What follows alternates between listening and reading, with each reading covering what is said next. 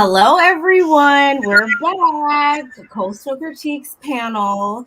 This is our recap review for The Real Housewives of Salt Lake City, season 4, episode 7, An Olive Branch with Thorns. Yes, I said it, with thorns. Here we go.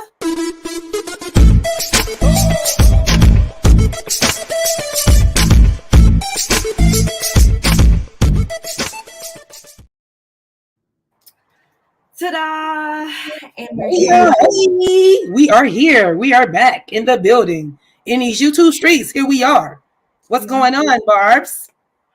Oh, nothing. Just over here, just bright-eyed, bare-faced, ready to talk about some, reality TV, Bravo, Salt Lake City things. What is going on with you? Just birthday things going on with me. Me and Pop's birthday is today. Actually, my dad's birthday is today. Happy birthday, Papa Cutie. And tomorrow's my birthday, so we are celebrating. That's why if y'all wondering why I'm looking fab, because I know I am. But if y'all wondering why I'm so fab, and my sis is looking barefaced, it's because my sis just got off vacation and she just got in last night. So my sis is tired. But she's here. And that's all that really matters. And like I said, I am celebrating my dad's birthday. He is 71 today. So happy birthday to him. And tomorrow is my birthday and I will be 51. So yeah, the birthday shenanigans celebration things is going on right now, today, right now. Right now. We have officially been in each other's lives for a year. Oh my God. For sure. In person for a year. Yeah. Yes. That's so exciting. I was just saying that with Nola and Princess when we went live on last Sunday, just in case you guys did not know, we have a panel doing house. What are we doing? Shoot, girl, we be doing something. Huntsville. I was about to say Housewives. We are doing our Huntsville panel.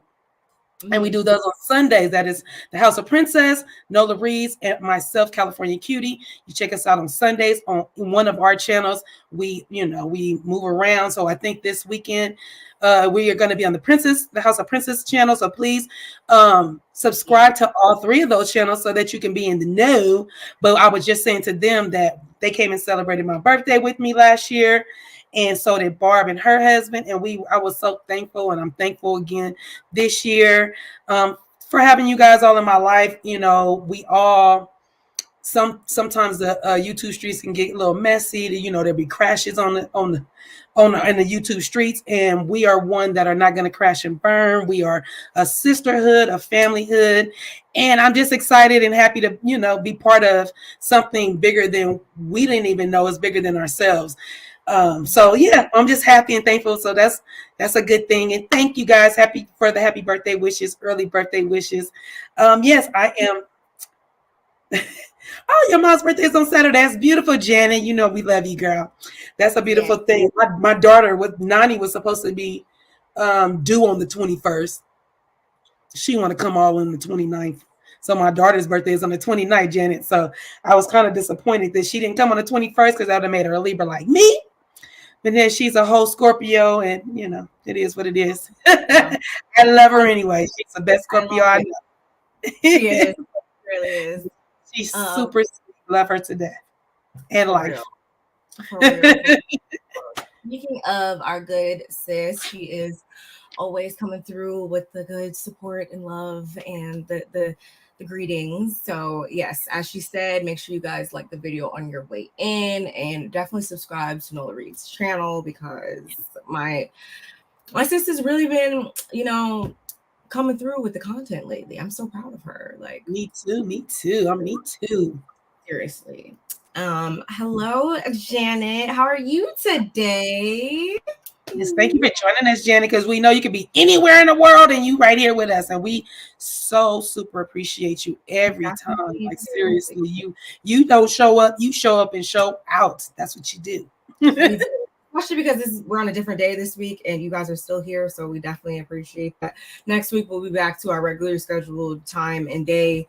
We just had to play a little bit of schedule freaking Tetris this week because my life was all over the place. So blame me, y'all. I do all apologize. Hello, Bernice. You today on this fine Thursday. Thursday. Mm-hmm. Happy early birthday to your mom. Yes. You're like me. Yes. Yes, Jenny. Y'all, you know how y'all do. I like Scorpios. I love Scorpios because I'm on a Scorpio cusp. Because if I'd have been born on the 23rd, I'd have been a Scorpio. I was born on the 20th, so 3 days later, I'd have been. So I know my Scorpio traits when I feel them all the time. Mm-hmm. Very much so. But yeah, y'all, what did you guys catch this episode? What did you think about it? We're episode 7 now, so we're kind of in the heart of the season. Yes. And I mean it's still keeping my attention. I enjoyed this episode. I enjoyed this episode as well. I also like when we can tell what month or where we're at in the season. Because so we know we're around Easter time right up in here. So that puts us in April, around April or so, just 6 months ago. So yeah, I kind of like when they do that to us. Wow. We were in April, that's crazy because we'll get into it. But yeah, something popped up in the episode. Wow. We'll get into that. Yeah. Like, oh my God, that's cool. Okay. Yeah, so we all agree the episode was good. Oh, there's a troll in our there is a troll in our comments, and I'm gonna send her to the corner. Yes, that would be her. That would be the one. That would be our sister. Yeah. I'm gonna sit you in the corner, and I hope your hair is done today because we're going to the corner and you're turning to the corner this time. I hope that she knows that she should be on trial if she's gonna be trolling her. Yes. Trial tonight. Yes. Actually. Yes. Put her on. Oh yeah. Speaking of which, we will be back tonight, ladies and gentlemen, for Messy Night Court on Nola Reed's channel. You have to come through and come back. Some of that good kikis. Okay. Oh child. All I'm gonna say is I'll put it to you like this. Tonight we are switching things up, and when we switch things, you're not a troll. Then don't act like one. If you smell like a rose, you will be a rose. If you smell like a troll, you're gonna. Okay. Oh, and ranting has joined her too. Okay. So yes, just Messy Night Court. Yes, Messy Night Court tonight, Thursday. This evening, I believe we go on around 5:30 in the middle of the country. I am on the West Coast. I believe I go on at 4. So y'all do the math, y'all. I think it's like 5:30. Don't just go to Nola Reed's. Go subscribe. Make sure you're there so that you don't miss what time we go on. Okay. And I'm gonna tell you, if anybody isn't freaking subscribed and doesn't know where to locate it, make sure you drop that link. Yeah, drop your link, sis, please.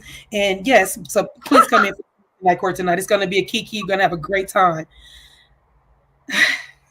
let you curl the back of your hair, definitely, because the corner is going to be your residence for the remainder of the day.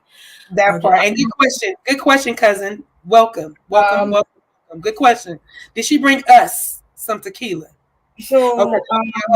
But she drank some though. I did, y'all. I drank quite a bit of tequila, and she doesn't drink. I don't drink, so don't. She doesn't drink. So what she brought back, Branting, what she brought back is in her stomach. That's what she brought back. What's left? Yeah, like the shots, they were passed to me, and I took them. I didn't buy none. I just took them. But that's just more of the reason for us to go back. Like I've heard too. Let's just do a girls trip. Forget it. Let's just do a girls trip. I'm always down for a girls trip. A girls trip. 5:30 Pacific Standard Time. Oh, it's 5:30 my time. 8:30 East Coast. 7:30 Central Time. Yeah. So all that good stuff. Y'all got it. Y'all just go to the channel. Go and hit that notification button. Hit all so you know when we go on. Okay. Yeah, me and you both ranting. Anywho. I didn't bring you no tequila, but you must have forgot that your birthday is tomorrow, ma'am. So I wouldn't say that so fast. And I'm gonna just leave that there. It's the 50 and 1, y'all. It's the 50 and 1 birthday. Okay. I gotta clap it up for myself. Thank you. I need Bonnie's applause thing right now. I love that mixer. I want that so bad. And it's funny because I wanted it before she had it, which I'm sure she wanted it for eons. She's been on YouTube forever and a day. But that's the kind of stuff that I'm thinking I need to put it in our StreamYard so I can download and do it when I want to. I like it's a whole mixer. That's what I need. I want the not Scooby-Doo. I want the I want all the sound effects. I want the, you know how the Flintstones they paddle. I want everything. I want the Jetsons when they come in and out. I want all kinds of stuff. I want my brain is girl. That's the kind of stuff I like to do. Like that's the kind of stuff I like. So yeah. Yes, sister, girls trip, please. Let's go. So yeah, we are here. Like my good sister said, we are here on Real Housewives of Salt Lake City. We're on season 4. Okay, we're on episode 7. Like she said, we're like midway through, and the title of this one is An Olive Branch with Thorns, or was it with? Does it say more than with thorns? Did it say more than that? Olive branch with thorns. Mm-hmm. Yeah, that's what I thought. I was just making sure. So yeah, it's the olive branch with thorns. So yeah, y'all. Okay, so like we already had told y'all that we're in Easter time. So it's so cute. Angie hires a real life Easter bunny to give all the girls an invitation to her Greek Easter party, right? And it's so cute. I thought that was a cute idea. We've seen a lot of invitations over the years, correct? We have seen lots. I mean, over the Real Housewives franchise, we've seen lots. We've seen butterflies dead, and we've seen tacos, and we've seen people with their iPad. I mean, you name it, they done did it. So this time we get a real life Easter bunny delivering these invites. So Whitney gets hers on the street. She's walking down the street. That made me laugh so hard. Girl, I would have do. She does it. You know, because they're in Salt Lake City, I guess it's a little different because I might have would have karate chopped him. Wait, hold up, homeboy. Hold up. It really made me laugh. Obviously, y'all, like production obviously had to be on this because how would they know where there's no way and how to get access to their vehicles? Yeah, they had to have known. But this one all made me laugh, honestly. Yes. But Whitney is always a good sport. So we never think that she's going to go off the hinges or anything. We're just like, okay. So she gets hers first. Then Miss Mary, Nola's favorite. Miss Mary gets her invite. She's in her car. And I love this look on her. But the cute thing about this look is that we don't get Mary very often just being herself. And I just love this look. Her sitting in her car, her no makeup, still looking bomb diggity, and I'm gonna give you that, Mary, because black don't crack it, girl. You older than a lot of these ladies, and they need makeup full time all the time, near, you know. So I'm gonna give you that, girl, and that orange interior, girl. Give it to me right now, because that's looking like California cutie interior right there. That's what I'm talking about, okay? And look at I love the picture you took, Barb, because you can see the bunny in it. It's so cute. I love it. Screaming at that, like, yeah, Mary gave us barefaced realness pretty much this whole episode. She was and it was fine, you know. We don't always need to be having our faces be all the time, and this is coming from somebody who loves makeup. Trust me, I love makeup. I love having a full glam look, but I also love coming to you guys like today, where sometimes you just don't feel like it, and you know, you just want to wear your own hair and your own face, and just, you know, keep it good. Be yourself. I love that. I love that about you, Barb. Your sister came through with a beat face today, though. But I've been wearing my no makeup for the last couple of days, just to give my face a little break. Yeah, I didn't feel no. I mean, I always got to draw my eyebrows on because, you know, I don't have any. Because I've been arching them since I was like 14. So those, I don't leave the house without those. That makes sense. But other than that, like, I've just been walking around with my whole natural face, and I don't care. And I don't, you know, I've been having a great time. So I agree with you. Sometimes you just want to be barefaced. I'm a woman of a particular age. So for me, I don't like to be barefaced too much because I feel like when I have my beat face or a little. I don't even beat my face. This is the beat face, y'all. This is what it gives. It gives try to be natural beat, not like, overload. But at the same time, I like to just be natural too and just be myself. I love it. Hey, it's still Queen B. What's going on, my love? Yeah. Happy Thursday to you, my love. Thank you. Happy Thursday. Happy Thursday. Yes, thank you for joining us. We love and appreciate you. Yes. Love and appreciate you, girly. Okay, so then we get to Lisa and her invite. She's in her taping of her confessional. Always right. She really is. I love it. I loved it. And she's so sweet. She had to touch him. I'm like, are you? This is the cutest thing. And I just love that about Lisa. She kind of a free-spirited woman when it comes to that kind of stuff. She likes the cute stuff. And I think she likes the little things in life. I really do. Even though she has a lot of money, can buy what she really wants, I still think that she appreciates the smaller things in life. And I like that about Lisa. Okay, so so she gets hers in the confessional. Then it's off. The Easter Bunny is at Monica's house, and at the back door of Monica's house, and her little daughter grabs the basket, and she thought it was super cute, and that was a cute little scene. I just love that. And then we get to Heather. Heather is getting in her car. And oh my God, I love that you did this exact picture, because Heather's in her car. She's getting in her car. She got her phone in her hand, and she gets in the car, and she's like, oh, like none the wiser. And for everybody always, one thing I love about this scene is that at least we know she looks in the backseat of her car when she got in her car, especially when you got tinted windows, girl. You better look the back of the seat of the car. So she's getting ready. She gets in the car, and she glances to the back seat. And she says, holy shit, and throws her phone. Now, this is the only thing I couldn't agree with. Why are you throwing your phone, Mama? You need your phone because you about to run out the car. Right? Wait, you about to run out the car, right? You need your phone. Don't throw that phone over there to the car, over there to the seat. You grab that phone and you run out the car screaming and hollering. But before she did that, she looked back. Of course, it's the Easter Bunny. And she just kind of laughed. She damn near peed in her pants, though, for sure. Yeah. So that was. Yeah, this one was kind of. That was. So that would have been me. That would have been me, except for I wouldn't have threw my phone. My phone would have been in it, and I might have just beat him with it. Yeah. But then then again, shoot, you don't know how these kidnappers is coming in nowadays. They might have a full costume on. Yeah. So I just don't trust nobody. I just don't. So that's how they open up the beginning of the show. So now we get to Whitney and Justin, her husband. They go have dinner. They have their first date night. Now, remember, we're in April. So this is their first date night since last year, meaning 2022. Now, this is April 2023. And they're both disgusted with it. They're just both like, wait, like, this is our first date night. Kind of pathetic or whatever.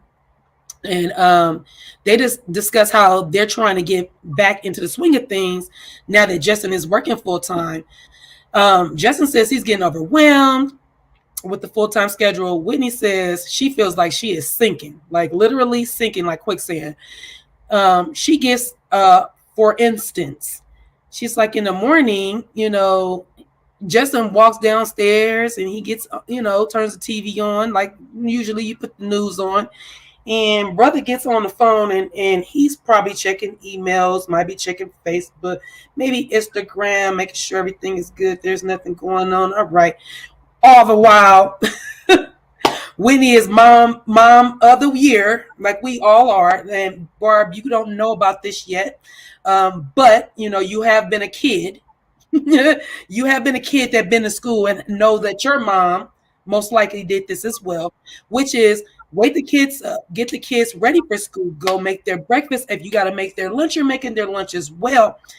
And so she says she's doing all that. They're upstairs arguing, trying to get the mom's attention to come upstairs.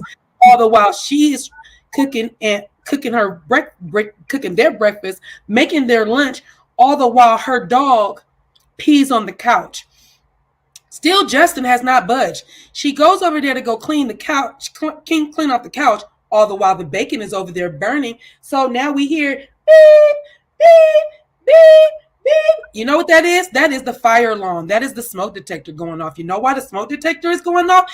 Because Justin is sitting behind down, not paying attention to nothing, like not reading the room, the house, the anything. The kids are still upstairs arguing. She is still trying to clean this piss up, and he over here not even paying attention to the bacon burning. She is overwhelmed. She is a sinking ship. She is overwhelmed. And all the while she says, I'm just, you're over there on your phone, on Instagram. Of course, he's like, I wasn't on Instagram. Bro, I don't care if you was talking to your mama on the phone, brother. I don't care if you were talking to Jesus. If you don't put that freaking phone down and get yourself over here in this household, we're going to have a problem. It's going to be a man down situation. And I mean a real man down, not a person down, a man down situation. Okay? I'm sorry. I'm ranting. Go ahead. I'm not done. I just want to get to how do you feel about that? You being a daughter, you knowing something to do. Would you appreciate that in your husband if that was happening? Yeah, obviously take away the kid aspect over here, but yeah, I empathized with her a lot in this scene because there's been numerous occasions where I've been like knees deep doing something, or I've been, trying to juggle 16 things at once, like, and then you sitting there like not a care in the world, just chilling, just whatever. It's like, hello, like, if there's one way to get under my skin, it's that. And then also, well, actually, we'll wait for you to say that. But yeah, I've definitely been there before where it's just like, hello, like, I don't know. It's just like, I don't know if it's a tunnel vision or what, but it's like, how do you not see all these things? Like, hello, help me. Like, and it's not to say that he can't be overwhelmed too by what he's got going on. Clearly, they still have not found a mutual balance with everything, but it definitely starts with taking the eyeballs off of yourself and what you got going on and realizing that the other person has stuff going on and just trying to be of assistance to each other. Like, come on. I'm thinking you just started. So you shouldn't be not in some type of capacity to understand that, look, oh yeah, it's morning time, it's the kids. I've been getting the kids ready because evidently you've been the stay-at-home dad. So he's grown, right? And he got grown kids. They're not like, their kids are what, like 11 and 12 or 8 and 12. Like, they're not little kids. Like, they can obviously put their own clothes on. Right. So I think, like, yeah, I don't really understand what he meant by overwhelmed with just the dropping them off and then getting them. I want to know exactly what he's overwhelmed. You know what it is? He's overwhelmed with trying to still do, trying to get by with Whitney not noticing him not doing what he's doing. That's what that means. Like, that's what it is. It's like, I got away with it again today. She ain't said nothing. Justin is playing the role he has always played. Sean Hannity didn't have a problem when he was working full time. The roles reversed when he wasn't working and he was a dad mom. That's exactly how I feel about it too, Auntie Bernice. That's why I'm like, you're kidding me. Which goes back to here we go. So Whitney is frustrated. She's frustrated. So she tells him, clearly they're having a communication breakdown. She was like, their communication isn't where they thought it would, where it was. Whitney is feeling avoided and ignored. Justin says he always is willing to talk about things, but it's hard for him to bring it up. I hate that. Don't do that. Don't tell me it's hard for you to bring it up. But okay, Whitney says she doesn't want to always be the one to bring it up. Justin says, well, just like I don't always want to be the one to initiate sex. Record scratch. What, sir? What are we talking about? Like, we just we was just talking about something totally different, sir. You're equating. What are you talking about? And that's exactly what Whitney is like. Wait. Whitney tells him, it's not all about sex. Justin says, yeah, not for you, but obviously for me. Clue, that's why you're young and why he married you, because you evidently are a sex object, or you are something he thought, oh, that's gonna be my little plaything. Young, fun. You was this little girl toy. It's, oh, I'm gonna pick her up. I'm gonna marry her, and then she's such a sex thing that I can just play with her when I want to. And then now, because that's what she's about. She's so young, but now Whitney is what did we say? She's 37, 38. She's growing up. So anyway, when he tells him it's not all about sex, Justin says, yeah, not for you, obviously, but obviously for him. And I put why he's turning red as a tomato, talking about what he can't bring up and what he can. And this reminds me of Kimmy and Maurice situation. And that part just kind of reminded me, meaning, when they first got together, it was one thing. Oh, Kimmy was she bowed it. This is what she liked to do. And then, she got sick, and then it's not the same thing. And now you're having a breakdown, and all you can think about is still your penis. Same thing with you, Justin. So anyway, Whitney tells him women have to connect to open up to have sex. So if you are missing on that, that means it's not working. It's not working anymore. And I was like, talk your ish. Talk it, Whitney. Tell them and that's what I was saying. If y'all go back to Potomac, Huntsville, I was saying the same thing. You sitting here talking about the same thing she's saying. You talking about all this stuff, and you're not having sex, and you don't want to be the one initiated. If you do what you're supposed to do in the relationship, when you help out us in our brain and with the chores and with the kids, man, you talking about want to go down on you and we want to do something, we gonna do that, because it's in my brain like, oh, he helped me out. He made sure the household is running correctly. He's not leaving it all on my shoulders.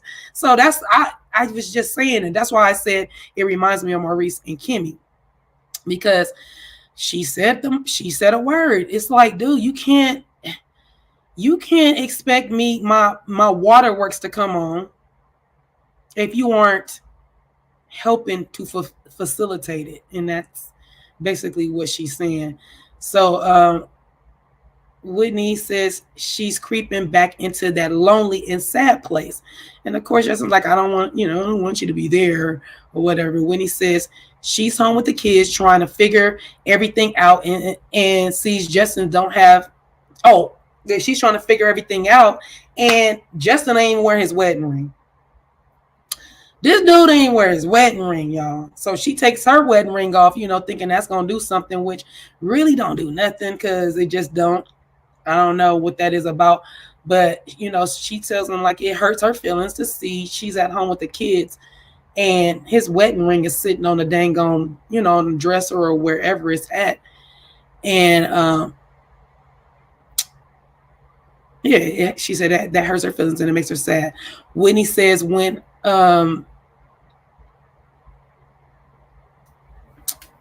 she says she's noticing that she's having a shorter fuse and not in a good space when her and her husband's communication is down, which is anybody. She was like, she's more angry. She's losing like a sleep. She's not focused. And that's true. If your best friend, who should be your husband or the person you see every single day, you lay down with this person every single day, yeah, if y'all not in a good space, that kind of trickles down into everything, and your fuse is shorter with everybody else. So I understand where she was coming from. Anything you want to add to that, my sister? Have you heard everything that was going on? I did. Sorry, my grandfather called me. I was like, phone's ringing. Yeah, and then I also realized I didn't have my green screen on. My mind. Okay. Anyway, yeah, this part, like, I again empathize with Whitney, because if we're not where we need to be, I feel like, for me at least, it's going to be the dead last thing on my mind. If we're not communicating right, if I'm doing all 17 jobs around the house and you're over there just in your own little world. No, I'm not. You think that's good? I'm going to be drier than the Sahara Desert down there. Like, I'm not even going to don't even don't even say the word sex to me at that point. And I in with all full and that's something that I've full transparency.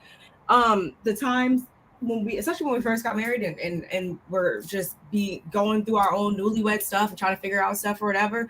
Yeah, Mhm. well, be not a good times. Guess who did not give a dang about sex? Me. So yeah, I completely understand that where she was coming from, and that's something that it's a you wash my back, I wash your back. Like it's a fully mutual like wheel. We feed completely off of each other, and what you pour into me, I pour into you, and it doesn't really work when one person is doing all of the turning of the wheel, and then you think that you're supposed to only receive whatever benefits you want. Like no, it doesn't work like that. And then yeah, the wedding ring and the drawer thing to me, I'm like, okay, that's childish AF.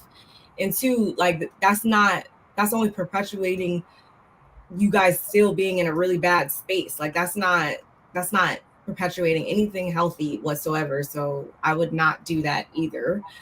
I just Bernice acted up. Sorry. Huh? Bernice is acted up. I completely understand. I completely understood it when she said if they're not in a good space or whatever, the rest of her life suffers. Because yeah, if that's your person that that's supposed to be your person or whatever, then yeah, you're gonna want to be on good terms with them. And if not, like yeah, it's gonna unfortunately pour into other facets of your life. So I really hope that they get it together. But honestly, not put the next comment down and tell me you think that's gonna work. Thank you, because I wasn't exactly going to say it like that, but I know, but that's what you was leading up. I mean, basically, because I was going to ask, I was like, do you guys see them staying together for forever? I wouldn't be surprised if not. I wouldn't be surprised if they broke up, but I don't want them to break up. Of course, I don't want them, no. But I know you don't. I'm saying that just to say we are not here advocating for them to break up. We are just saying the looks of things and the way things are moving around. Whitney is moving on in another type of direction, and she's growing up, and her brain is changing and different. And Justin was already setting his, not no disrespect, but grandpa ways. So his outlook is the same, and it's going to be like that. And if he's a freaking sheets and that's what he likes, and you're not giving him that, I don't think it's going to last too much longer. And that's, well, you know what? I'm not going to say that because I have to say she's approaching her 40s, because I know in my 40s, I was a freak master. Yeah, that's why I tie my tubes. Because I was 38 and had my last baby, and I would have been having another kid at 41 and then another kid at 44 because I got pregnant every 2.5 years. So yeah, I tie that thing all the way down because yeah, in your 40s you get like it's a whole nother kind of, I don't know what it is, but yeah, maybe it'll catch itself up again. Maybe, you know, when she gets to her 40s and it catches up, they might be, you know, back on the same page. But Justin, she's telling you what it is. You need to pick up the slack. You need to stop complaining. And we all know Whitney is a little freak mama, and she likes what she likes, and she don't hide it. So. She's like, oh, I don't want it. Like I don't think it's everything that she's saying before that. That's like, hello, like these things are not being met. So no, I don't feel like doing that then.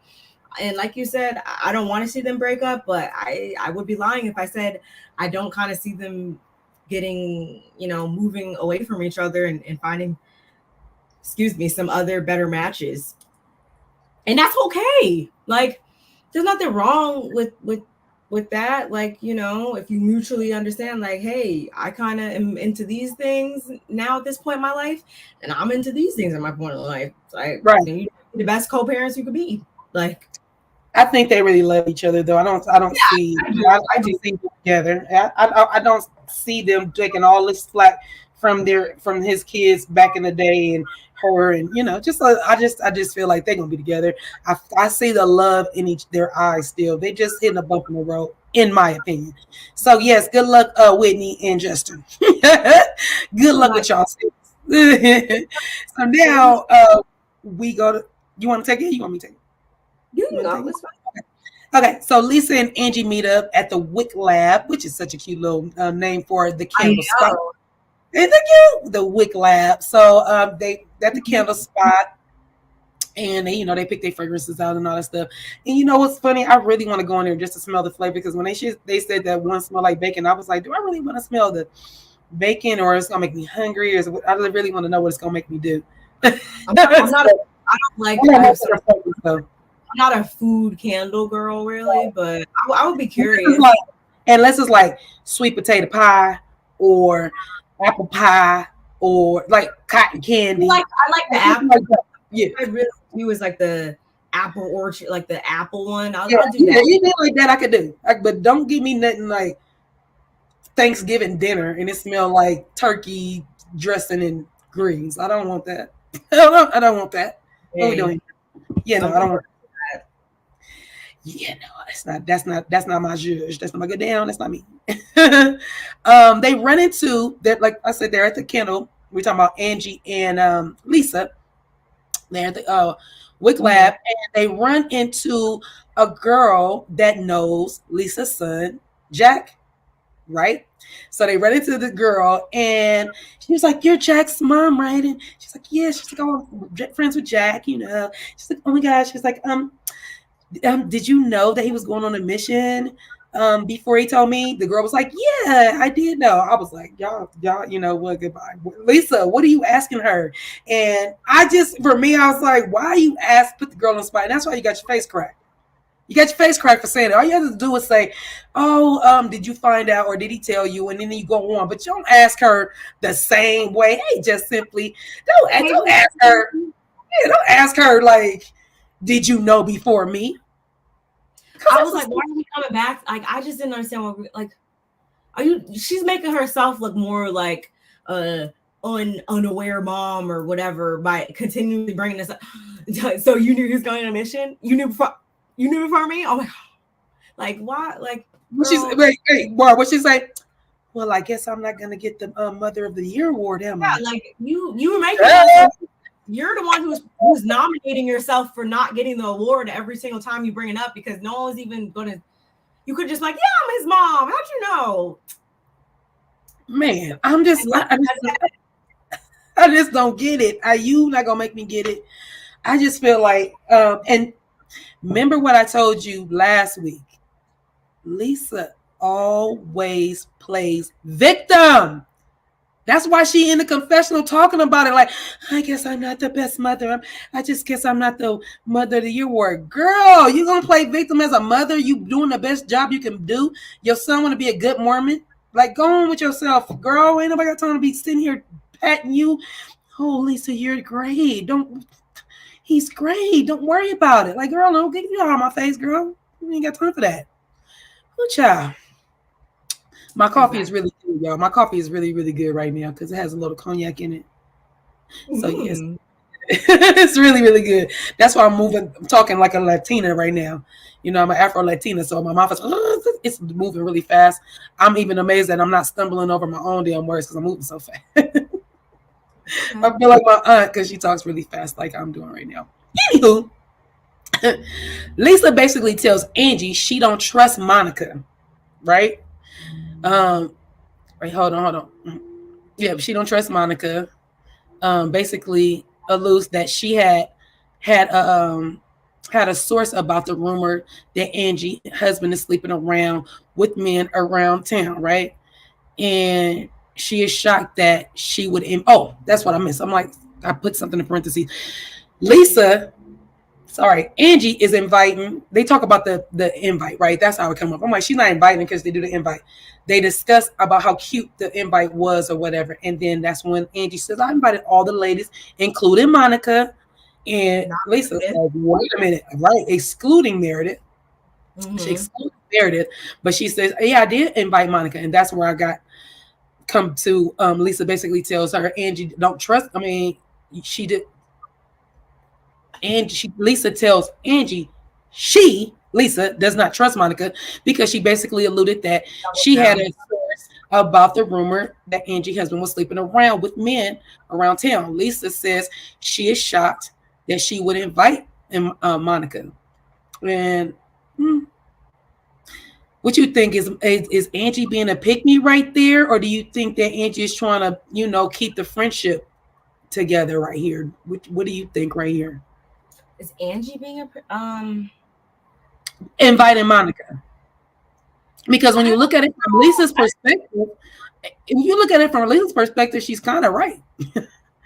So I'm just saying, like, you sure you should invite her?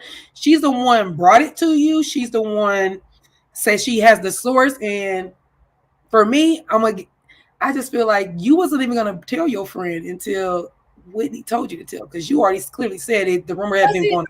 But was it that she had a source, or that she quote unquote doubled down on it because she apparently knows these people that Lisa then comes to say, like, no, she doesn't even, we have a lot of mutual friends. Nobody has ever said that. Like, I don't really, I understand why we arrived at that conclusion, perhaps, maybe. But I don't know if that's necessarily the conclusion I drew as much as. So that's why you think it's okay for her to invite Monica then. Because if you would go draw another conclusion, you wouldn't invite her. You see what I'm saying? That Monica's because at the end of the day, honestly, I don't think that anybody's the problem. I don't think, because again, where Angie lost me was when she the following day after that whole thing went down at the Après soiree or whatever, Après ski party or whatever. Where I got off the boat was when her husband, when she was talking to her husband, and she was like, oh, this is something we've heard, you've been 30 years, like you've been hearing this, your whole career or whatever. So it's like, Angie, that this is something around or whatever about him for umpteen years. Not just him though. I mean, most stylists, the rumor of him sleeping around, but most stylists, they think men stylists. Exactly. So this is not anything just completely. I don't think that the source of this started anywhere in amongst this group. I don't think that. I think it started beyond that group, if anything. And I don't necessarily think that Monica kept it going just because she brought it to her or anything like that. She was just like, listen, girl. Does that mean I completely trust Monica or think that she has the best intentions about everything? No, I mean, at the end of the day, it's Housewives, like I always say, but I don't think that was the source of anything. No. I got you. That makes sense. You made me, you sway me back to the other side. I'm a scale. You gotta put the weight down to make me which way I'm gonna sway down, because that's a good. I kind of see your point in that one. You and my dad, man. And my dad too. So yeah. So we swing over to Mary's place. So Mary and her son have, how I basically took my notes, how they moved around. So if it's a little all over the place, I'll try to keep you guys. No, they did that. That's how they do us. And I don't want to miss anything. So I have to. Yes. Oh, well, yes. So anywho, we go to Mary's, and we're at Mary and her son have a discussion about the rumor of him being married, and Mary is being the last to know. She asks her son if it's true. He says he doesn't know, which basically means yes, big dummy. I was like, boy, you can get on my nerve, little kid. He says he's kind of married. I said, that's like kind of pregnant, dude. Like, so yes, it's another yes again. And Mary, another scene where she's barefaced and being real serious. Oh, that made me that head. She humanized herself in this scene a little bit. Anyway, I wasn't mad at Mary at all this episode. Usually she gets on my nerves. She did not get on my nerve. And you better come through with them edges, girl. You better come through with them edges. You better show them. Anywho, he tells her they've been married a year. He finally confesses and says, yes, we're married. He tells her that they've been married a year. And Mary kind of remembers a day that because the girlfriend's been living with them, she remembers a day that they both were dressed up really nicely, but they both ran out the house and she didn't get a chance to say anything because they was running from her. They already knew. And so she, she was like, dang, I remember that day. Must have been that day. She figured it's that day that they got married. And so Mary gets upset. She, even though she congratulates him, she eventually congratulates him, but she, she gets upset, and her rightfully so, because that's her son. And I would want to be at my son's wedding. I don't care if it was at the Justice of the Peace or where it was at, unless y'all eloped and you came back and said, you know what, we got married, but you told me and then everybody else, or even if you told everybody, include myself, I wouldn't be mad at that. But the way y'all presented it and did it, yeah, Mary's hurt. She feels like she's out the loop. People know it before her. It's a joke to them, so she starts crying, and I felt bad for her. And she even asked him, like, do you feel like you made the right decision? I said, see, Mary, this is why I don't tell you shit. My question would have been like, at what point, like, but still, even another layer of that is the fact that now I'm the one who has to come and ask you, when was you going to, like, and you still haven't told me. So, Auntie Bernice, I definitely agree with that. I've noticed that myself. I just, I definitely agree with that. So, really? Yeah. The spectrum is a spectrum. It's so. No, I don't. I'm just saying that we've seen. I haven't really. When he bought the Birkin bag for his girlfriend, and they were still in high school. I just thought that was. No, that's a problem. That's not normal stuff. I've been seeing people do shit. I'll be like, that's not normal. Yeah, no, that's not normal behavior at all. Her son's way. I don't. Yeah, I agree with that. I agree with all that. I do. I agree with letting your kids be adults, completely, obviously. But yeah, I do I was kind of like. She asked him, do you feel like that's the right decision? I was like, that's like saying, when after you have a baby and somebody says, you should have waited to have your baby. Like, shut the baby. Honestly, though, you talking to? Like, don't say that to me. I don't really feel like that's the same for me, because I have to look at it differently these days, because at the end of the day, technically you can always undo a marriage. A baby's here, man. Okay, agreed. Because it is what she said. She did say, do you feel like you made the right decision? But at the end of the day, he didn't come to you and say, Mom, I feel like I made the wrong decision. I shouldn't have married her and told you, and I should have told you that I got married. Get me out of it. Like, why?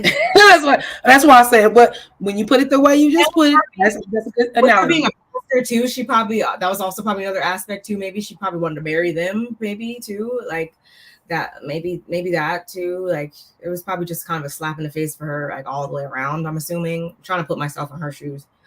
I feel you on that. Like, that's just, I don't know, it's just weird.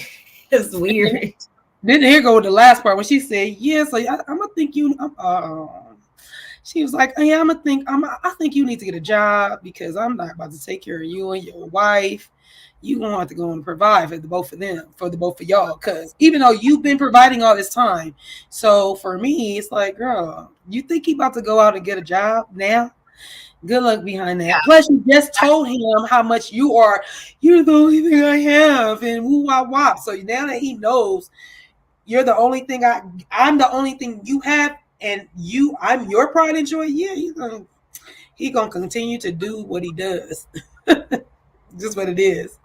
Sorry, Mary, but that's what it is. Anything else on this scene, sis? I will move on. I know how Mary feels. It happened to me and my son. Oh, see, Janet, that's what I'm talking about. And see, the reason why I said what I said, because I eloped. I didn't tell we were planning our marriage for August we got married in 2013. We were going to do a wedding August 13th. August of 2013, me and my husband eloped Valentine's Day of 2013, but we were still going through with the plans of doing the wedding. And then I was like, this is exhausting. We're married. I don't want to do it no more. So I just didn't even do it. And I ended up telling everybody at the same time, even though two of his best friends knew, but I told everybody together. I didn't just hold it. I kind of waited, but we had fun just being married and nobody knowing. But on Valentine's Day, I had put Happy Valentine's Day from Mr. and Mrs. our last name. So it was like his Bessie, first thing he did was like, y'all married, huh? I was like, what are you talking about? He's like, you ain't never wrote that before. I was like, you right, because I don't play like that. Either you are, you don't, or you are. Don't play with it. You see what I'm saying? So it was funny to me. So saying that, I'm sorry that happened to you, Janet, too. It does this. That's why I said it depends on what you are trying to do. Like if you got married and you try to do it behind your mom's back, that's whack. That's kind of whack. You don't do that. But if you eloping because you and your husband decided we're gonna elope and then we're gonna come back and tell everybody, I don't think that's two totally different things. Plus, I was grown, honey. I was grown. I got married at I got married at 40. I'm 51. We're going on 11 years. I got married when I turned 40. So I don't think I am upset about the fact I didn't let my dad walk me down the aisle, though. That's one thing I did. That's the one thing to this day. And I still really want to do a wedding for that because my dad got 6 girls and I'm the oldest and I'm the closest to him because I'm 20 years younger than him. So I don't want to take that from him. And me and my other sister both eloped. Not eloped. My sister got married at the courthouse as well. And he wasn't there. So I just feel like, dang, we both did that. How dare us? Like, but other than that, I just feel like I don't think he should have did that. He should have included his mom. Y'all live in the same house. Stop it. I'll give y'all my story a different day. Ooh, child. I can't wait for that story because you younger and child. But how old were you, Barb, when you got married? Because you young. How old am I? 20? What was I? 24? 29. 24 or something like that. Yeah, 24. Ooh, child. That one other day. Yeah. But no, I definitely understood. I understood marrying this scene. I can't say I didn't. I definitely did. And that's coming from somebody's adult child. So I got you. So Heather and her oldest daughter discuss Jack going on a mission. They're on FaceTime. Her daughter is so pretty. My gosh. She fits. She is the oldest, right? Mm-hmm. Yeah. I will say, and this is not no shade. I can shout out to Heather. We know she just moved into her house, but I was like, I can definitely tell that she's still moving in because there was not a lot of stuff going on in the space. It's cute space. Like it's a very nice house. But I was like, okay, she's still working on furnishing it or whatever. But she was chilling. I'm not mad at it. Yes, I like that pink couch, honey. The pink couch is everything. I love the pink couch. I know you do. I know my sis do. She loves some pink. Man, listen. I love pink. Good job. And ain't gonna do nothing but hurt you anyway, Janet, to be mad. And all it's gonna do is make wrinkles on your forehead. So I love that you got your granddaughters. I got 2 granddaughters too. I love that for us. Look, I love that for us. So they're talking about Jack being on a mission. Look how beautiful that little girl is. She's so pretty. Basically going on a mission, and Heather basically said she's so happy that she's letting her daughter live her life in California, with the beaches and the bikinis and all that stuff because Heather was living in Mormonism when she was her daughter's age, and Heather recalls looking through her journal or diary and saying how pathetic and how sad it sounds because she was devoting or dedicating her whole life to God, which is not a problem, but she was dedicating her whole life to God and being the best Mormon and finding the best Mormon to marry, and she knows she was conditioned to feel this way, and that's the problem right there. That's the problem right there. When you are conditioned to be that, that's a problem. I feel like you should I think it should be a will. Like it should be a choice, because you want to accept that in your life. I don't think it should be like pressed upon you or something like that. You should want that kind of lifestyle. I so absolutely say that when my older kids, and I don't want to get too much into this, but with my older kids, I didn't really introduce them to the Lord or God. And even though I'm a God-fearing woman, but I'm spiritual more than religious. I didn't push that on my kids. I let them know my beliefs, but I didn't push it on them. Their grandmother was Buddhist. She passed on now, but she was Buddhist. So, you know, I wasn't going to be the one to be like, okay, well, I'm Christian and what she does is it's all wrong and don't listen to your grandmother. No, I want you to learn about Buddhism, especially from somebody that practices it. Yeah, find out what that's about. You might be into that. You might enjoy that. That might be your path. I'm not about to put my beliefs even on my own children. They're my kids, but I don't own them. I don't own them like that. And I want them to be able to. I'm scared to read it. I want them to be able to learn and take what they learn and apply it to their own life. So I didn't do that with none of my kids. So that's my thing. My thing with I cannot. If you are not going to comment to being an advocate against the Mormon church, leave it alone. I got you. That's it. And that's all. So I just, it's a touchy thing. But Heather did, like I said, being conditioned to feel this way. Heather says a mission is like boot camp, and Lisa really needs to prepare him for it. Heather is so passionate about it because she went on a mission and she'd been on a mission and she feels like really like Lisa should be coming to talk to her if anybody, because she is the one that went on a mission. And I don't believe that Lisa did. So I don't think it would hurt, even though Heather has the book called Bad Mormon. I still don't think that dismisses her her experience that she had when she went on a mission. Like, did you start reading the book yet or no?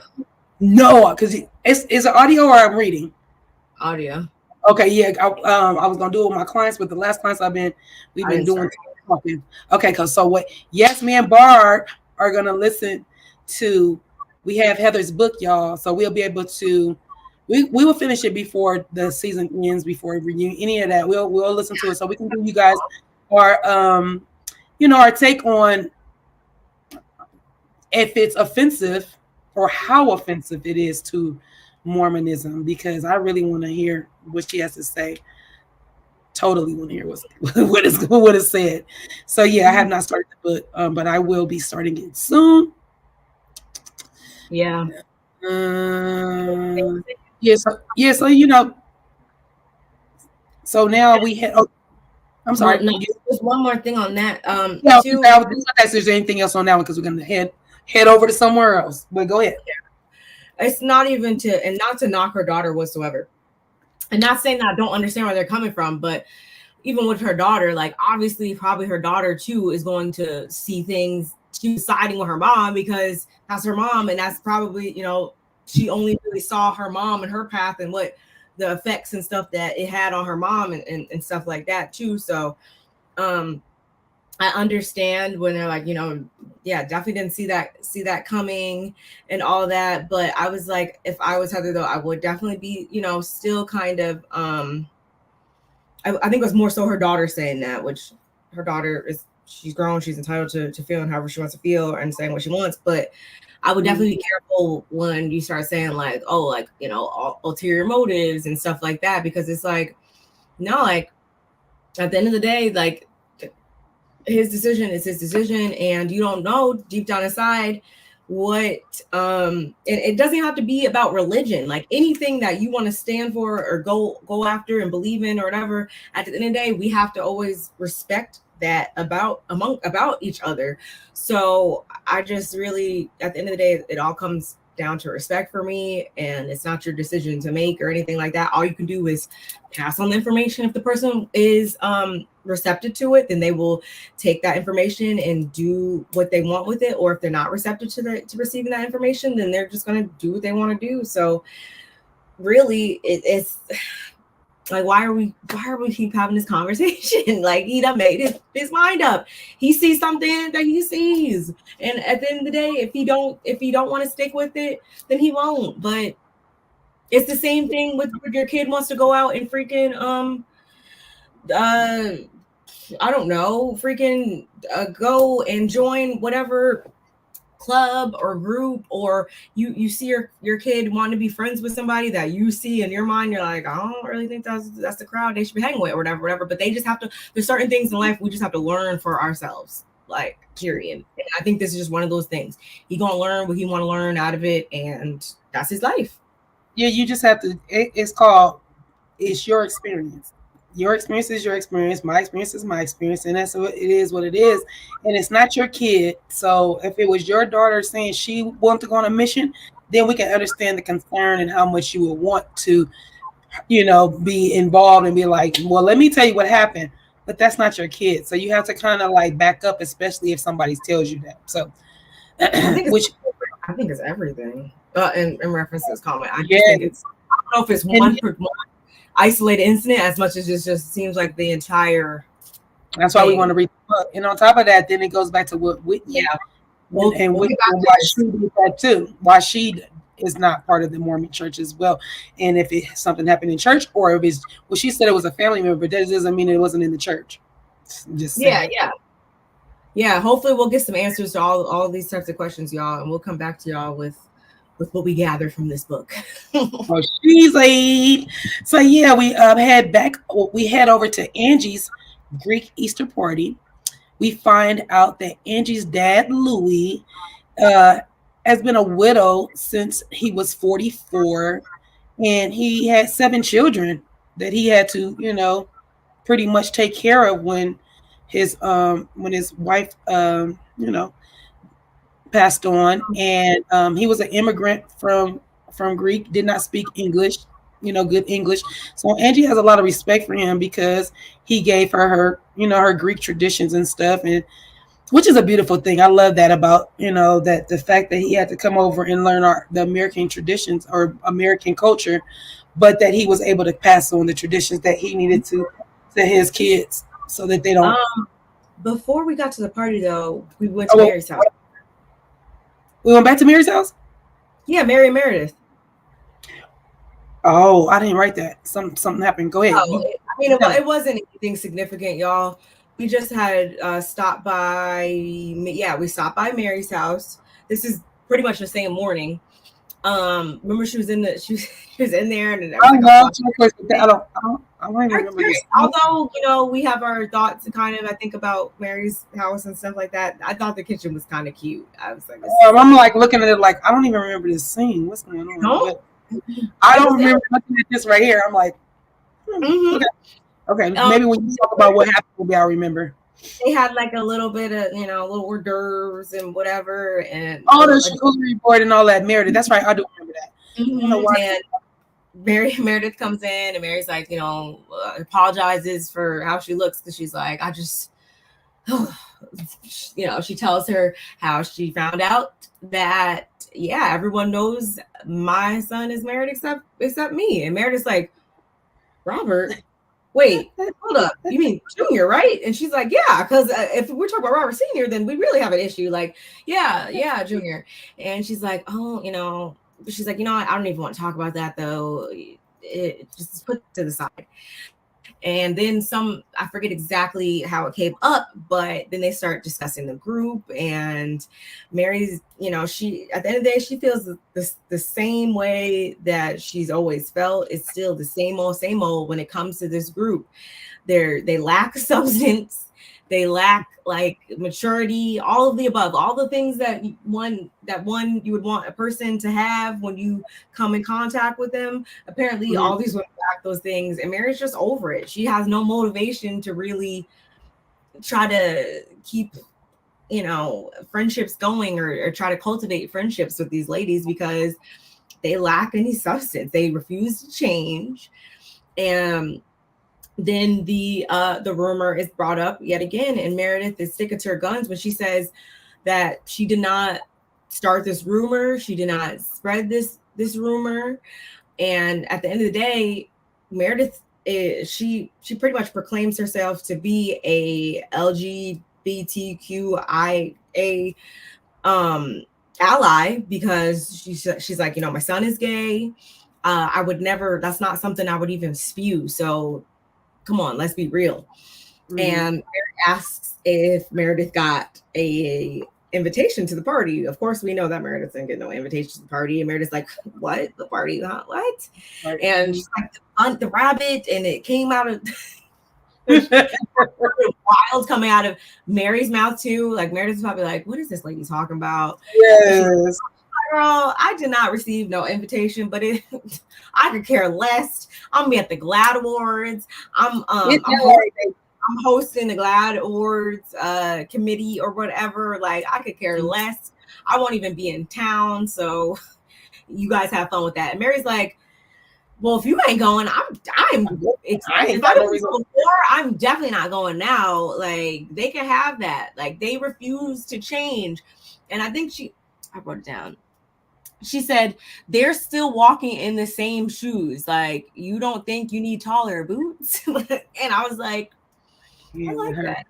I like that. Actually, I actually like that. I can't even knock her for that because, you after a certain age or a certain point in time, you just kind of get sick of the same old, and that's kind of the point where Mary's at. But that's really all we got from that scene. True, I do remember that scene. I'm glad Mary didn't go because I just feel like I didn't see anybody else of color that was there. No shade. I'm just saying. I only seen all clear people. I saw Wonder Bread. I didn't see nothing chocolate there. Evil Queen's son didn't want to work or go to school, so he picked on a mission to get away from his family. Okay. And do what he wants to do. I agree with that. I definitely agree that he was trying. He definitely won. I mean, so Bible thumping. Do I see him as some like? I don't know. I don't see him as anything at the end of the day because I don't know this young man. But right. No, would this have been the thing that I assumed that he was going to pick? No, but I guess only time will tell, y'all. All right. Well, okay. So they are back at the party. We're back at the Easter dinner, Easter thing in Majigit. Heather comes in and greets Angie and her husband, and she says to Sean, "Where'd you get your fashion from?" And he jokingly says, "My boyfriend." I was like, "Oh, the shade of it all." All right. And Heather is like, okay, yeah. We see the priest, and there's Angie's father. I mean Angie's family, and her. Sharp, if you ask me.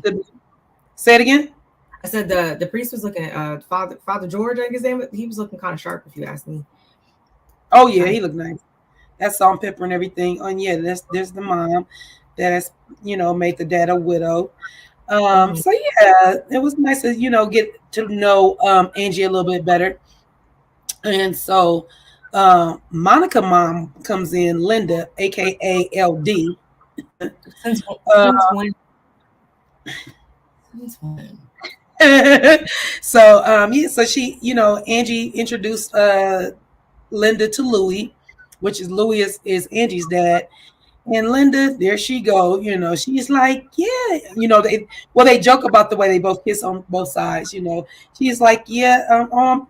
Angie's like, oh, I'm so glad you know how to kiss like the Greek. She's like, girl, I'm Portugal. This is how we kiss in Portugal too. So she's like, they do the double kiss, and that's when Linda asks if Louis is single, and then we get Monica in the confessions like, Lord, no, stop. And I thought it was cute, and even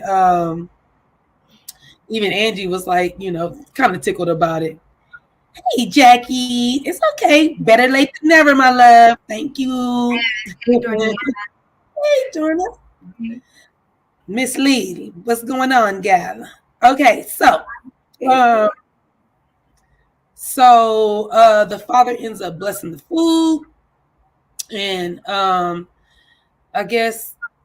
What I put, Heather and Angie. Oh, I think Heather, Angie, and Whitney are talking, and Whitney asked, "Where's Meredith?" Lisa says she wasn't invited. So they, they flash over to Meredith being in LA at the GLAAD Awards. And is it me, or does it seem like Meredith's Not the best husband? picture. Yeah. Doesn't it seem like her husband is drinking more and acting really outgoing, and like how a person that has the red coat with them all the time, how they act really loud and just doing too much? And I get don't know. But yeah, every time, obviously this is the Real Housewives, not the Real House Husbands.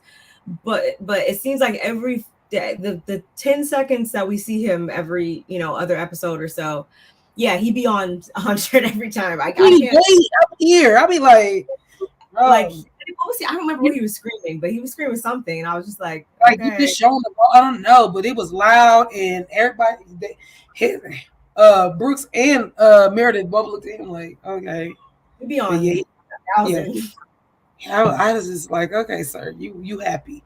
So yeah, so going back to the party, Heather wants to know from Lisa, why was she so triggered that Angie would. Oh, okay. So Heather and Lisa are talking. Sorry.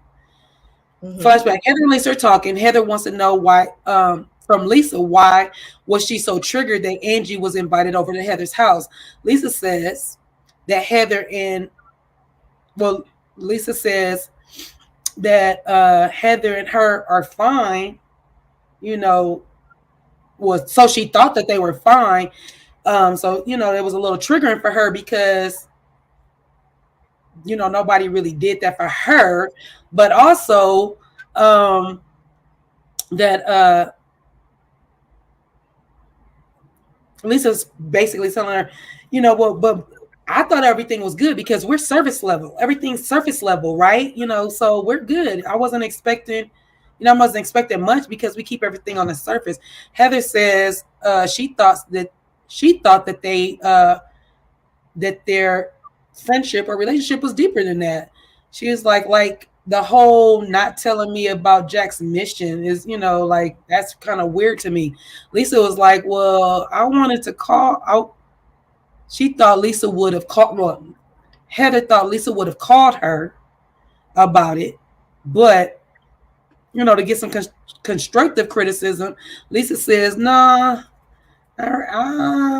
Lisa says she didn't want to go into it with her because she has such a different experience and than they have, and Lisa needed to be in a good space for Jack to support him and what he got going on. I hope I didn't make that sound crazy, but basically Heather is saying she would have expected that Lisa would have came to her. Lisa's like, why would I have come to you when you wrote a book about the bad Mormon and my son is trying to be a good Mormon? It's a difference of opinions. It doesn't make sense for me to come to you. That's basically what she is trying to tell her. And that she's trying to support her son in the best way she can. So, right? I said it right? Okay. We flash over. Pretty much what, it was. It makes sense that, I wouldn't come talk to you. You have a book out talking about bad Mormon, and my son is taking this mission, and I just want to be in a good headspace for you, for him. Yes, because it's my son first. So, and it says, we flash over to Angie speaking with Monica, because I told y'all we keep flashing over. So, and I only got so many things down. I know in this scene, I know you can pick it up when I need to. So, right. So we flash over to Angie speaking with Monica. Angie said she was hurt because Monica put out the rumor that she thought Meredith was speaking about. Monica says, but I said it to you. Monica says she had her back 100%. This was Monica was telling Angie. So she told her about it right away. She don't like, Monica doesn't like, Monica doesn't like what was being said. So, and she didn't believe it. So Angie said, then if you didn't believe it, why would you say it out loud? Why would you even tell it to Whitney? Basically, that's what she's asking. Like, why would you even say it? Angie says, let me back up. How do you know what Meredith was going to talk about? What she was going to talk about? And that's a good question. how do you know? Because Meredith only said she knows some things about her husband. So how do you know what Meredith was going to say? Is a good question to Monica. What'd you say? Just simply set up here, pretty I was much. never specifically said what the rumor was. Monica brought it up. I agree with it. Because that goes on to an assumption. Because, like Monica says, there's more than one rumor. There's more. There's not just. There's more rumors because Meredith ends up saying, oh, "Did you watch what's happening? What's happening now?" Before I didn't get to because I rewatched it, so I didn't watch that. Okay, yeah, because it was a scene where Monica was on afterwards, and they were live tweeting. Meredith live tweeted, and Lisa Barlow live tweeted while they were live, and it was going through Andy's ear, and I think she had said something similar to that. Like, how did you? Meredith said, "I never said what rumor I was going to say. So how could you say that I started it? I never said it. I never told you what I was going to say." So that's what Meredith was saying. Back to what was just said. So I mean, it's trying to balance out the sides again. Because it goes back to what Monica says too. Monica's saying, "Well, the rumors have been out here for years and years and years," and to your point, this is what you said. But I said it to you. And she also said, when she said, I said it to you, and I heard it I told you as soon as I heard it. And I'm like, no, you didn't. You said that this rumor's been out for years and years and years. You heard the rumors before you met Meredith, and you never told your friend. Or y'all never talked about it before. Shani said it first, and said ice cream. I love when her and Renton be having these names for people. I had to re-look up what he looked like, and oh god, I'm screaming. I can't. It's just exactly what he looked like. Never mind. So anyway, Angie says, let me back up. How do you know what Meredith was talking about? Monica says, I didn't hear it from Meredith. I heard the rumors from the Salt Lake City streets. Monica's like, wait, what? Monica says, that is the rumor out there. Angie says, so you're repeating it, huh? Monica says, to you? Monica says, well, then Monica's in her confessional, and she says, the rumors have been going around for years before I even met Meredith. So something that's been circulating all over for years. And I'm still thinking, if these rumors have been circulating all over the years, have you and your friend that you are saying as if she should have heard it, and you're saying, I'm being the best good friend I could be. As soon as I heard it, I told you you're lying. What you did was Whitney held your feet to the fire and said, we need to talk about it because Whitney got nauseous. Remember, Whitney got nauseous when she heard it, which is the same thing you trying to say. When I heard it, I came back and told you. It's a lie, Monica. It's a lie. Okay, so something that circulating all over the, and you say you're saying something that you don't have any facts to back up. It's true. We flash back to Meredith and Heather telling Lisa that your son is about to be gone for 2 years. Okay, let's go on to the next thing. So anything you want to say about that scene right there? Because now we go back over to Heather and Monica and Angie. About Monica and Angie and yeah. Now that we introduced the piece about Meredith never actually uttering the rumor, just saying the word rumor.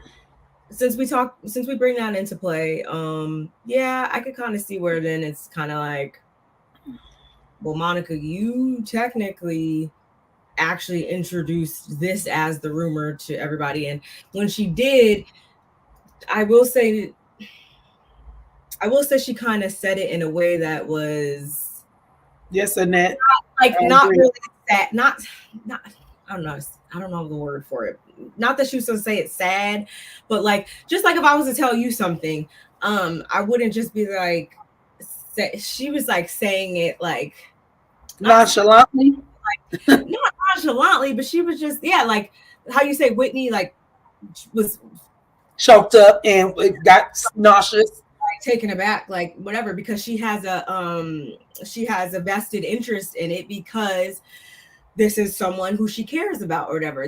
You're gonna handle things differently when you actually care about a person or whatever versus someone that you don't really care about, or you're trying to just put it out there, whatever type of way, and don't really care about that person's feelings or whatever. So I can kind of see how she may have kind of rolled a little bit more to this side, the side of like not really having compassion about it really, I guess.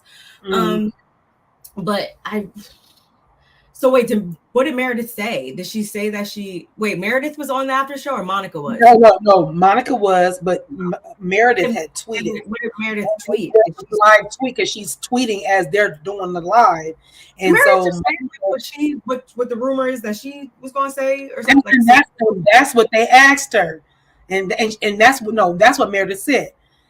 I never said to Monica that rumor or any other, and she said, and that wasn't the rumor that I was speaking of. Boom. That's where I was like, ooh, Meredith. So now you are doubling down. That means Meredith is doubling down. You're telling me that's not the rumor you were gonna speak on, which means you got another rumor. Which means something like, I heard that you don't clip your toenails. Like it could be like something. Yeah, a rumor is a rumor. It's not facts. It's just something you've heard. And, but I guess you ain't heard it from me, Benita Betrayal. Actually, Angie played herself because she knew the rumor was out there. Yet again, why are you mad at Monica? That's where I was at before. You notice how Hannity and the Evil Queen disappeared when they were talking. Yeah. Wait, I don't think it was about them disappearing as much as I thought that they purposely Monica pulled to the side, just like it was purposely Heather and Lisa over here having their. I thought that was like on purpose, but yeah. I mean, that's still, again, I still am not stepping off the fact that Angie knew that there was this rumor, whatever rumors out there, and why ultimately are you mad at Monica though? That question comes up. That question does come up. All valid points. Right. The math ain't mathing. They have heard the rumors for 3 years, but now Lisa and Whitney are saying they never heard us. Yeah. And Lisa's also kind of, I'm trying to understand Lisa's stance in it too, because she always, like, no matter what, she always lets us know that although she's trying to rebuild her relationship, her friendship with Meredith, she still doesn't like what Meredith did in this situation or whatever. So she never left that. So what is your? I'm trying to understand her motive. Her loyalty gonna be.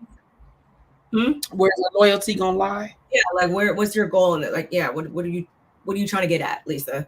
Also, we always know what Lisa trying to get off. Victimized. She's the victim. Wherever she can insert herself where it say victim, she's going. And Whitney really hasn't jumped back in the freaking pit. In the mix after she made somebody hold make them tell Monica, even though it was Whitney that sat Monica down to be like, girl, so what is it? When you gonna tell her? We need to tell her right now. Whitney hasn't, and she hasn't said anything about anything really since. So that's interesting as well. Very. Yeah, that's all I have to say about that part. Yeah. Okay, so back to Heather and Lisa. Yeah. Yes. So Heather is telling Lisa that that your son is about to go on be gone for 2 years into the wilderness. You should know the good and the bad of it. Lisa says she just want to be 100% supportive of Jack, her son. He says, she says, I'm speaking about me and you. Like, why haven't you read my book? Why wouldn't you want to know my experiences? Lisa said, So it's about your book now. And I'm like, I would have said the same thing. I came in line. I was like, it's not what you were trying to say, but because you're inserting that right now, that's what she's gonna pick up what you're putting down. Heather tells Lisa, you can't tell me you have a different. Heather says, you can't tell me that you have a different level of Mormonism. She says their Mormonism is the same. Lisa says it's not the same. These ladies just have a difference of opinions. Heather says she would love to go to church, the church that Lisa goes to, because they can drink, beat a tequila, and they can wear strapless dresses. And she jokes about Jack going on a mission and putting those core values in it. Heather has explained that the book is about her culture, her Mormonism, and her experiences, and that she would have never undermined or hurt Lisa's son or not supported Lisa as his mother. Lisa tells her, you wrote a book about being a bad Mormon, and she is focused on her kid being a good Mormon. Lisa tells her it's off the table to speak about it because they're building their friendship. And I totally agree. We all got to shake on it at the end. And I hope this is the last time we talk about this, y'all, because I just said it. Like, he's doing what he wanted to do. I can't be mad at Lisa for wanting to keep her head in the best space possible to support her son on his endeavors. And Heather, I understand that you want to spread your knowledge, but at the end of the day, you got to respect where people are with it, period. Like, because honestly, what is she going to say to him? Hey, you know that you're not going to be able to come around for 2 years, and you're not going to be able to do this. You have to wear these big old draws and this and that. Like Not the big old draws. No. I'm trying to understand, like, what constructive are you, like, because lately, like, have we heard her say anything positive about it? No, we haven't. So really, yeah, why would you? Yeah, make it make sense. Shout out to Mims. Like, what do you have to talk to them about? Honestly, so let's keep it on the focus, not on the kids and this and all this other stuff. Let's keep the focus of our communication on us trying to rebuild a friendship and standing positive place in one another. Let's just keep that over there. Thank you. I agree with that. And I'm glad they agree to disagree and just walk on and say, you know what, we're going to take them off the table. Because you're not going to agree. And, you're not. You know, and for me, if Jack needs you in a year from now and he's like, dang, I should have did this, I'm sure you'll be the first one he reach out to. Just know that. Find comfort in that. And not saying he is, because what's in store for Jack might be good for Jack. It might not have been good for you, but it might be good for Jack. So it's just like, come on now. Exactly. And it's also too, don't they keep saying that it favors the guys? He's a guy, so maybe it'll be totally different. It'll be the best experience. But that's what I think. That's why she's having a problem, because she's like, oh man, he's about to be another man that does X, Y, and Z in her opinion to X, Y, and Z. So that's why we got to read the book so we can know.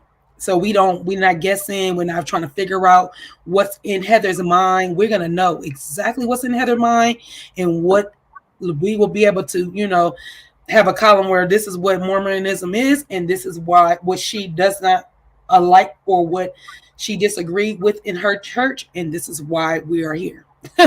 This is why 7 hours and 47 minutes. Okay, so I'm gonna knock that out because I need to. That's it. Oh yeah, that's we got there. Okay, so we go back to Angie and Monica talking, and Angie tells Monica she wished she would have pulled her to the side and told her this. Monica's like, I literally did pull you to the side, Angie. Which she did. She might have had Whitney with her, but she did literally pull her to the side. had a conversation with her. So Angie, you need to be more specific in what you are wanting to say. Stop being timid. Stop being like, I ain't tippy toeing. You in your house. This is your party. If you need to get down with the get down, you better go sit over there. And, you go talk to Mary. Go sit and go talk to Mary so you can get your bag. We forgot. No, go ahead. What? No, what? In the beginning, when Angie was setting up, Mary called her and was like, "Hey, girl, so I'm not gonna be able to attend the party." Oh my God, I forgot that part. 365 days ago, my Vegas home got flooded real bad. You know, the home that my husband was at for 6 months getting together. Yeah. Well, a year ago, that home flooded real bad, and the work on it just got done. So, yeah. Wait, what? What, you know, Mary? I honestly, I feel like that was. That was what? I used to take it as that was kind of a Mary compliment, if you ask me, though, because she at least gave her a call to let her know, hey, I won't be there. Like, she at least thinks highly enough of her to inform her that she will not be in attendance. Mary was off a bottle of Dom P 2003. What you talking? I'm gonna tell you why. All because I'm gonna tell you why. Because she said to her, Angie says to her, like, I really wanted you to come or something. And whatever the last thing, I'm so mad I didn't write this one down, but whatever. Huh? She was like, don't take it personal. She might have said that, but it was something Angie said that would have been offensive any other time to Mary. And Mary didn't catch it. She kind of chuckled and laughed it off. Crap, what did she say? I can't remember. Dang. Yeah, she chuckled it off. And I said, Mary's been drinking. Mary ain't even caught. Because Mary's so happy the girl ain't like, Mary, I really wanted you to be here. I have a placemat for you. I got all the food. I know how hungry you be. I know it was going to be a great time. She didn't do that. So I was like, oh, this is cute. This is really funny. I said, I wish I would have wrote it down because I know exactly what you're talking about. I'm mad I didn't because I caught myself really trying to take good notes this week. And I only did so many notes to this point right here. Like I got like one more paragraph. And then since you're going to take over, but I was like, we'll feed off of each other. Let me see. Mm-hmm. There's no guarantee that he is going overseas. He can be sent to the city and states wherever you call number later day, saints, and free Bible. It may be delivering. Wait, it may be him delivering it. We're stuck. Wait, that's what the hold up is. We're stuck on the fact that he might be sent overseas.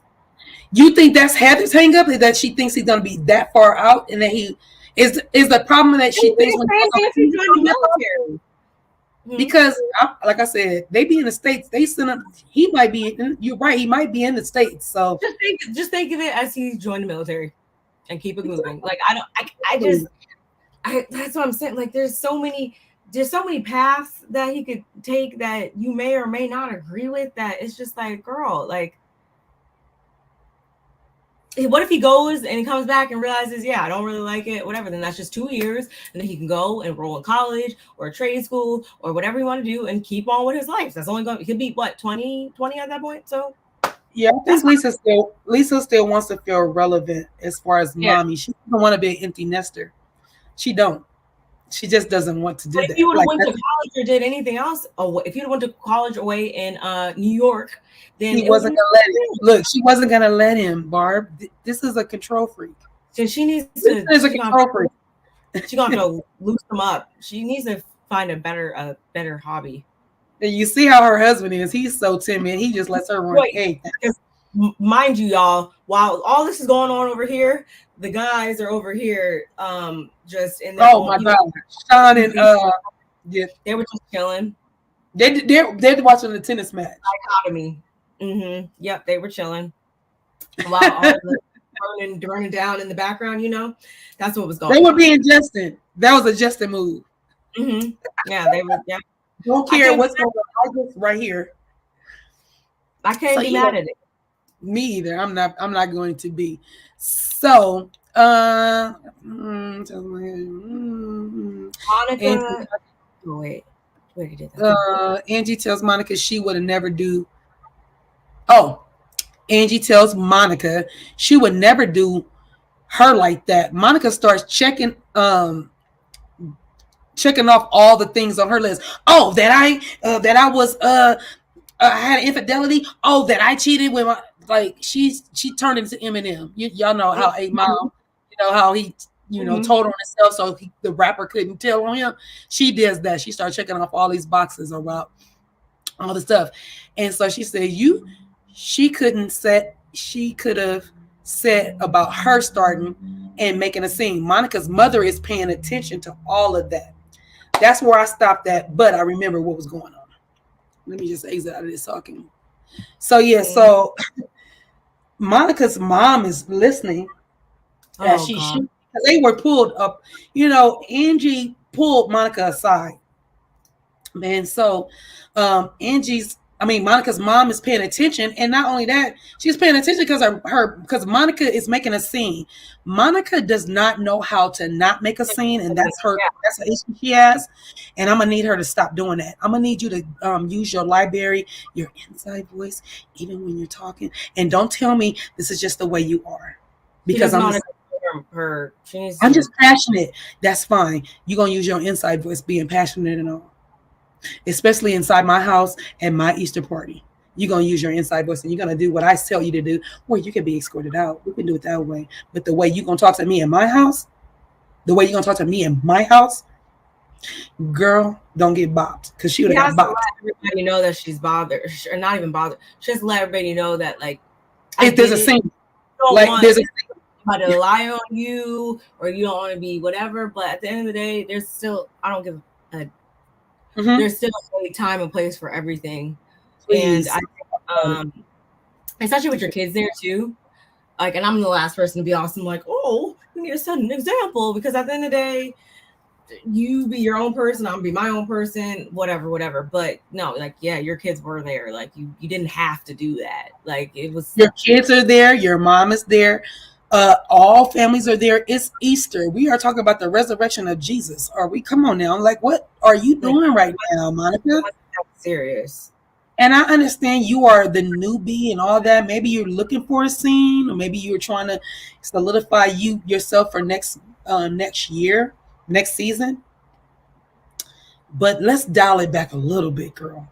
Get some couth about yourself. Excuse me. Don't let, like, things like, I at the age, I just don't. It takes a lot to really, like. But we do end up understanding why Monica is the way she is, because we clearly, as the scene unfolds, Monica has issues, but it's not with anybody in that room but the person she brought with her, which is her mother. Monica. I'll take my glasses off, trying to make my eyes go back to what I want them to do. Monica Trick's mother was not trying to diffuse the situation to help her daughter. She was doing the people. She was for the people there. I agree with that. I definitely agree with that. She was being a pick-me in that moment. I agree. But that's because they're both being unnecessary, if you ask me. I would say this is because the mother is so guilted about the way she brought her daughter up, because her daughter makes her never gonna let her live it down the way she was as a parent to her. So this is Monica's foot. This is Monica's foot. Oh, down her neck. No, it's down in the throat, down the neck. It's not even, it ain't sitting right here. She put it down the throat and on her esophagus. Okay, so hey, Candor, what's Angie doing? Bringing it up to Monica, wanting to check Monica. Is that what you're asking? Well. She feels like Monica doubled down and kind of was perpetuating the rumor versus acting as her friend, I guess. And I feel like obviously Monica's thing is, you know, you're looking at me, crazy because I'm telling you what the rumor was to your face versus not being mad at everybody else around here that's known the rumor and hasn't said anything to you. I think that's okay. I hope that answered the question. Thank you for joining us too. Yes. Thank you for being here. Appreciate you. Make sure you hit the like button, you guys. Anybody that's in the bushes coming in late, make sure you hit the like button on both of our channels. Please subscribe to both of our channels. We are streaming live from both of our channels. Okay, thank you. Yeah, so well, she shouldn't have brought that up. Sorry. You can bring up the rest of it because I don't have any more notes, and I know you might have the notes on the rest of this scene. Okay. She should have waited until another event or invite Monica's lunch or dinner to get to the bottom. Yeah, I think that that's true because look, I was about to say clearly Monica's the type of person that you know you can't address in certain settings if you don't want to go high and to the right because she gets very she's a loose cannon. But I take it back a little bit because look what happened when Whitney told her something. When her and Whitney sat down at the bar 2 episodes ago or whatever, she was like, "Look, girl, I don't like how you act in Palm Springs." And she took it. And she didn't act like this. So, yeah, I think it's about time and place. Really plays a part in it with Monica. If you know it's something that could be inflammatory, just don't bring it up in these type of social settings when it comes to her. Angie taught by trying to throw Monica past in her face. She was supposed to shut up. Yeah, and her face got cracked instead. I felt because she was just kind of there at one point, just kind of like when Monica was going off about it, and I couldn't really be mad. Lisa Barlow was during Barlow. Angie bringing up a family Easter party, not the time. Place Monica was straight. She was straight, but here's the thing: when we were talking about a little earlier, I feel like Monica was only straight because Whitney held her feet to the fire, and that's because Whitney says she never heard the rumor. While all the while Monica says, "I've heard the rumor. I've been hearing this rumor before I even met you, ladies. I've been hearing this rumor." So if Monica was being such a good friend, why hadn't she addressed these rumors before? Because you came in as a friend of Angie's, correct? Or excuse me, they know each other because of them being friends with Jen Shaw. Even still. So is Angie the type of person that it's she doesn't have an issue with everybody not bringing it up because she would rather her friends not bring up things that can make her look bad or whatever. And I think that that's where they butt heads because Monica's the total opposite person where she will put her stuff out there before it's brought up to her. And she expects everybody to live in the same type of transparency. Maybe that's why they're clashing because they both handle negative stuff differently. I guess she wants to practice discretion about that type of stuff versus Monica is okay with airing out her dirty laundry. I think that's what it is. I would love it if Jen came back after prison. Oh, I hashtag her, and every time we go live, I put her in the hashtag because I just don't want to. Oh, she's coming back. Jen Shaw is coming back. Trust me. When she finished doing her time with this one, she's coming back. Of course, if they allow her back, of course she will. But I just don't. I don't really care. I don't really care because I feel like it's going to come back, and we're just going to only focus on Jen and her stuff then. And I kind of like how we are right now, where it's kind of like spread a little evenly. I beg to differ because Jen will not be living the lavish life that we are used to her living. No, she was still going to live so I would love to see her live a humble life. Lifestyle and a humble abode. That I'm just saying. She'll be back and with that's what I'm saying for sure. She writing a book as she in that. As she ain't writing a book as she's in there, she's crazy. I think Monica was told. I think Monica told stories by Jen Shaw, and she wants to let it all out, girl. I can believe that. I can believe that because Although, yeah, I don't trust Lisa or anybody really on this show. Clearly, Lisa did say that they have mutual friends. She had never heard that or whatever. So if that's true, then where are you getting this from, Monica? Maybe someone like Jen. That could be the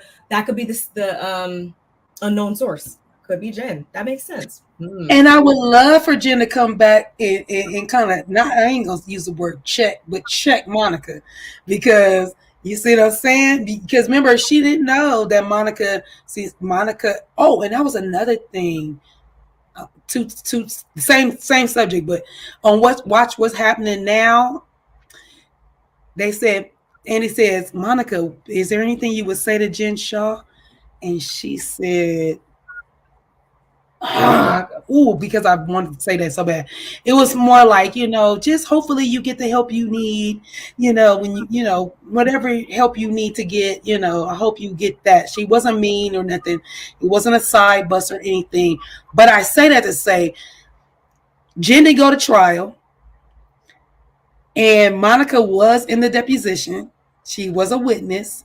So she has a depo, right? Which means that when Jen is inside, she can read everything that, even though she pled guilty, she still get to see all the transcripts and all that. So I just would, I would want to see how Jen Shaw would confront Monica, and or if not confront, or just speak to her or talk to her. And, I just would love to see it. I'm sorry. No, I could see that. I don't know though. Like I said, I just don't want to get too wrapped up in what. Candor, Barb, put the next one down, and I want to see Monica's side with her father. Come on now.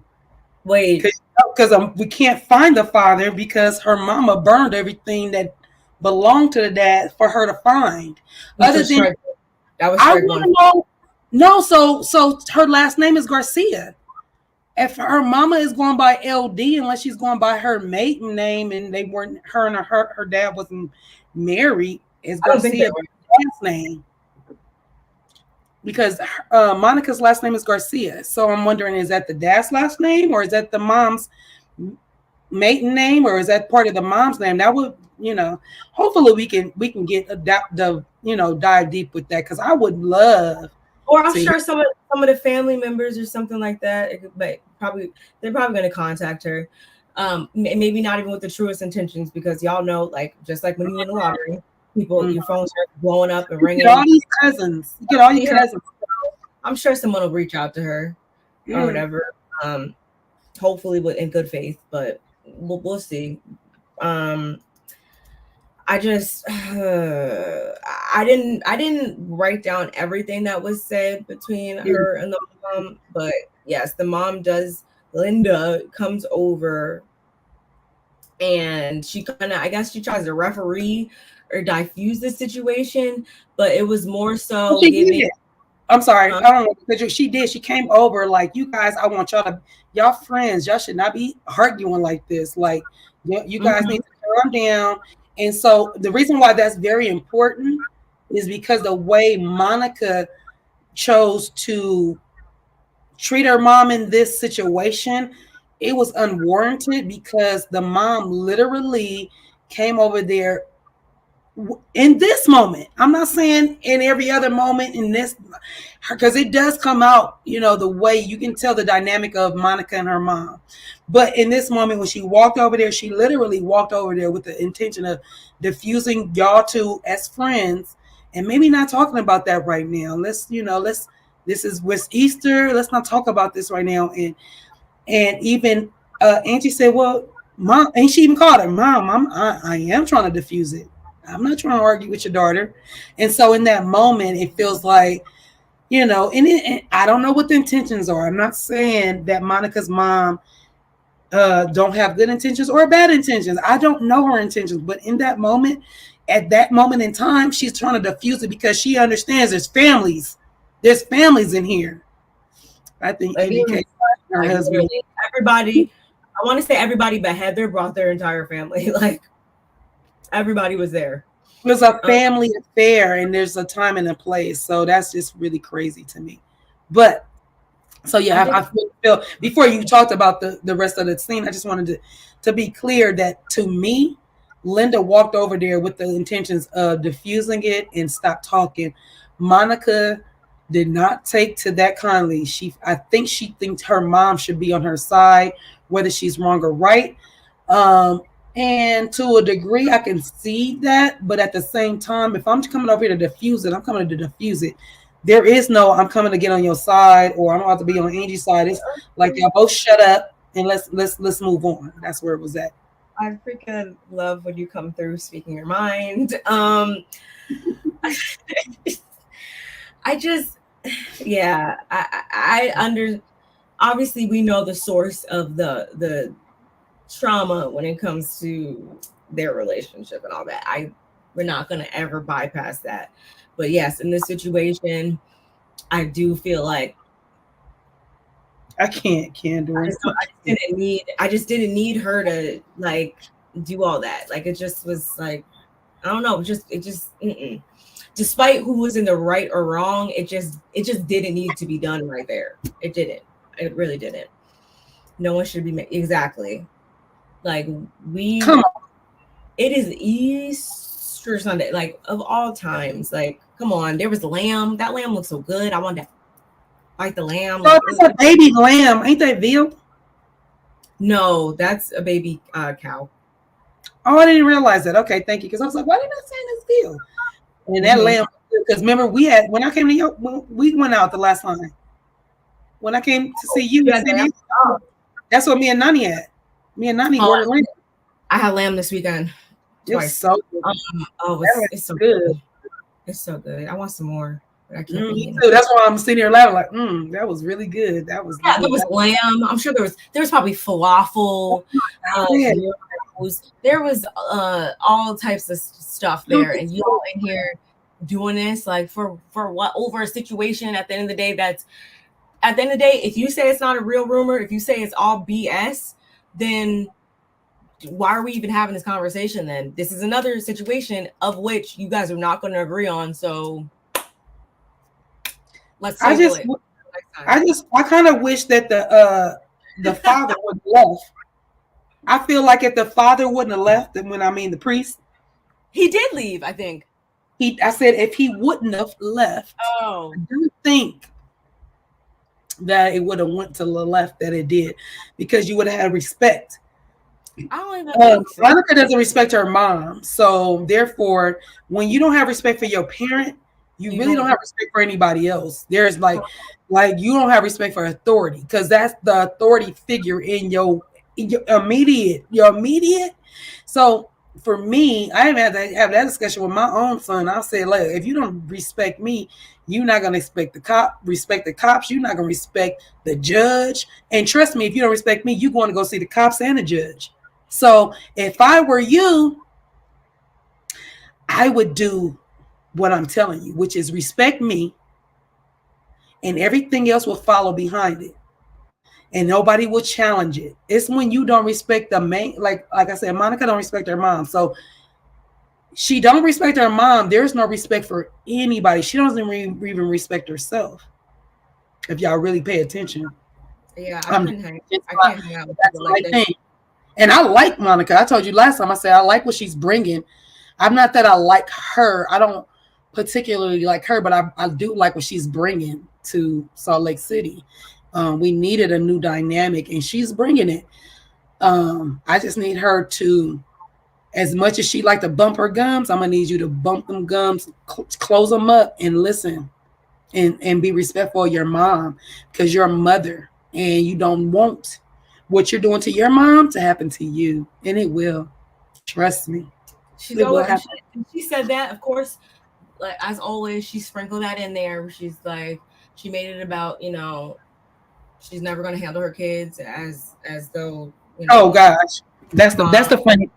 That is the funniest thing that I've ever heard anybody say in life, is when somebody says, "I'm not going to be like my mom.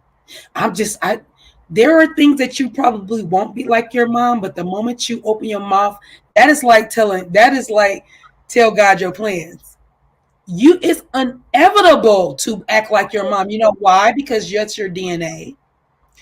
Two, you were brought up that way. Now, what you can say is, I learned from my mom's mistakes, and I'm choose not to do that. But usually, you do the same pattern, what you've been brought up, unless you know that that was a problem, and you rectify that problem by getting whatever your mentals, talking to a therapist, whatever that called, whatever therapy you need. But for the most part, when people say, I'm not gonna be like your mom, you are like your mom. You know, that's who. So you didn't learn to be, unless you was brought up by your grandmother or your auntie, whoever you were brought up by is usually kind of what you do until you say, oh, I didn't like this about her. When she brought me up, she spanked me. I'm not gonna spank my kids. And the reason why I'm not gonna spank my kids is because I did the research, and spanking the kids is this, that, and the third. You did research. But if you don't go do research and you were spanked as a kid, guess what's gonna happen? You're spanking your kids. That's what you were brought up with. And you can change it all you want. You can want to change it, but you usually do what you was taught, especially with your parent. It just happens. I'm sorry. That's just the way it goes. Because we still telling her he's married for a year. What's that about? If he was married, I would go back. We did discuss that. We talked about that. It says a lot. It says a lot. Yeah, that I just think that I don't think they have a bad relationship necessarily, but there's definitely some areas that need to be attended to more around their house. Absolutely. Teresa, you guys. Okay. I guess I understand why you're saying that. I definitely do, because a lot of times Teresa, like, once Teresa's put into the on switch, like, there's really no, like, you can't turn it off. Like, there's no turning it off. And I can't be around people like that, because again, there's just like, you get to a point where you just have too much to lose and just whatever. And this is coming from somebody, like, I'm not ever gonna let anybody punk me. I'm not gonna ever, just not speak my mind. But again, some things are just not really worth it. And I just don't like people that you try to reason with that are just not reasonable. Like, I can't, after a certain level. I can't do it. So I understand. Put your sister comment up, because she acting crazy. Let me see what she's like. I'm back again, and I have Mary with me and Jen on the phone. She only had 5 minutes left on the call, though. Okay, well, can you send Jen my love? Tell her, don't drop the soap like they tell everybody else. Thank you. And if Mary's with you, tell her that I said, calm down on this season. Calm down. I'm so done. Yeah, I agree. I agree with that. That was, if you saw our past reviews on this, I said that since moment one when that whole thing was revealed, that was strike number one that made me dislike her mom. Amongst last week, when they were at the senior citizens function and she was giggling in her face. Yeah, she lost me there too. And on the phone when she called her, and she said she hates her and she called her everything under the sun because she thought the phone was hung up. Yeah, no. Yeah, she lost me. The mom definitely has issues. The mom definitely have issues, but I feel like Monica should either create boundaries or don't use your mom. Because see, you can't use your mom to babysit your kids and have her come over if you can't have a conversation, and so you can set the boundaries so y'all don't argue about BS. Because that's what I feel like it is. You guys got so much swept under the rug, and y'all keep tripping over this rug that's got this pile underneath it. Like, let's and I'm not saying, I'm some therapist, but clearly there is so many issues, starting with, you didn't burn all my dad's pictures up, and I don't know who my father is. Like, come on, that's a whole, love you too, sis. That's a whole girl. Like, I don't even know if I could talk to you if you told me that about my daddy. And I ain't even been around my daddy. That would be like, You wiped out every memory of my father, unless you could tell me his name, last name, middle name, and social security number. When you wipe that out, bruh, you didn't lost your dang on scruples right now. Why am I talking to you? You better go to get therapy. See what I'm saying? I don't even think that the grandmother raised Monica as much as I feel like Monica just raised herself. Like I honestly, she had her first daughter at her first kid at 19. Which means she got pregnant at 18. Monica, me and her had our kid at the same time. I had my first baby at 19. She had baby at Monica. I feel like I don't even feel like a grandmother. I mean, I'm sure she was in the picture, but I just honestly feel like Linda LD, you just be going, all right, microwave dinners in the microwave. See y'all later, and just be going. Right. Like that's how I felt. I don't even feel like she took it upon herself to even do that, because I feel like had the grandmother known that she was being that way, I feel like she wouldn't have heard the end of it. I don't feel like her grandmother would just let her do her like that. I think that she just was doing what she wanted, and Monica was fending for herself. I could be wrong though. I don't know. Hey, she need to come down here and do an interview with us. Period. Her mother to move on. Yeah. And she needs to, and until she gets to that point, she needs to. I just don't think that they should be coexisting closely, because she's gonna have this, like, you know, when you see on these shows where people kind of keep going up and putting their hand in the fire, like keep trying to, you know, be on this one big happy family, and then every single time that person disappoints them, this happens. That's what's going to keep happening, because to certain people, you just can't try to be in that space with. They're not capable of giving you that. It's just not going to be with the type of relationship that you want it to be, and you're just going to keep being disappointed. I wonder if he signed her birth certificate, because if he signed a birth certificate, then she can find her own father's name out. Because, like you said, maybe the grandmother knows the dad name. Could be, or you can go down and get the birth certificate. It will have it on there if he signed the birth certificate. I don't know.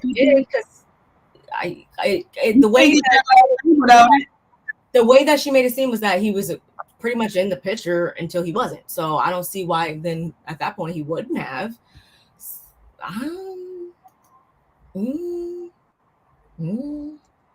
Does she sound like it? I know she's her only dad and mom's child. Does the mom have other kids? I don't know. I don't think so, because I feel like I feel like Monica would show us, like, let me call my sister, let me call my brother, because their mom was acting crazy. Let me get on the phone. I feel like she didn't. I don't think she does, because I feel like she wouldn't mess with the mom. She would mess with the sibling more than mess with the mom if she had a sibling. Yeah, because she always says like she really don't have nobody to rely on. So I feel like if she did, which I still have questions about too. Putting the mom to the side, I still have questions about that too, because where is those kids' dad? But whatever. I know the dad's name. The mother definitely her resentment, anger out, emotional Monica. She never gave her at all. She probably didn't even want her. After he left, she didn't even want to be a mom. That's probably why. Honestly. Ooh, child. It's a Monica's story is gonna get deep. We gotta get some answers. This cycle will affect Monica's kids, and she doesn't realize the fact. That's what I'm saying. As much as she's like, I'm not gonna be like, oh, and I'm a better mom than you were to me. It's like I'm with her mama. This ain't no pissing contest. Don't tell me you're a better mom than me. You ain't even been a grandmother yet. Shut up. You ain't been a grandmother yet. I think so. I'm sorry, you can have a difference of opinion, and what you think as a mother and what I think as a mom could be two different things. I don't think her mom was to show love either. I don't know if she was hugged, and so she was, I love you, and you the most prettiest thing in the world, and men should not take advantage of you. I don't think she was poured into, and when you're not poured into that way, you don't know how to pour into your kid that way, let alone let your grandkids come and then pour into them that way. Because remember, she even said, I want my grandkids to be closer to God and yada yada. It's like, so you're there with the grandkids and you haven't told your grandkids, if that's your priority and you haven't talked to them about it, you can talk to them without making them a Mormon. You can have a dialogue with your grandkids and not make them a Mormon, and still discuss the core values of being a Christian or Mormon or whatever you want to be. I just feel like the mom is still, she's another one that's throwing her, um, throwing rocks and holding her hand, hiding her hand, because you don't follow through with everything. You try to be like, that's why Monica's so mad. You trying to be a parent right now and talk to me and Angie, but you kind of look like you're taking Angie's side, at least from Monica's point of view. So at that moment, you should have just took yourself away from it. And because we didn't finish talking about it, she kept saying, "Come to the bathroom with me. Come to the bathroom with me." If Monica tells you no, I'm saying, I'm sorry. I was saying, if Monica tell you no, then maybe you should remove yourself instead of, because I feel like you're making the scene bigger now. If she tells you no more than one time, then you take yourself away from the situation, because clearly you're fueling it as well. And you can tell your daughter is not feeling you. So the more you sit there and say, "Monica, stop, don't quit," that triggers them to her, which is making it worse.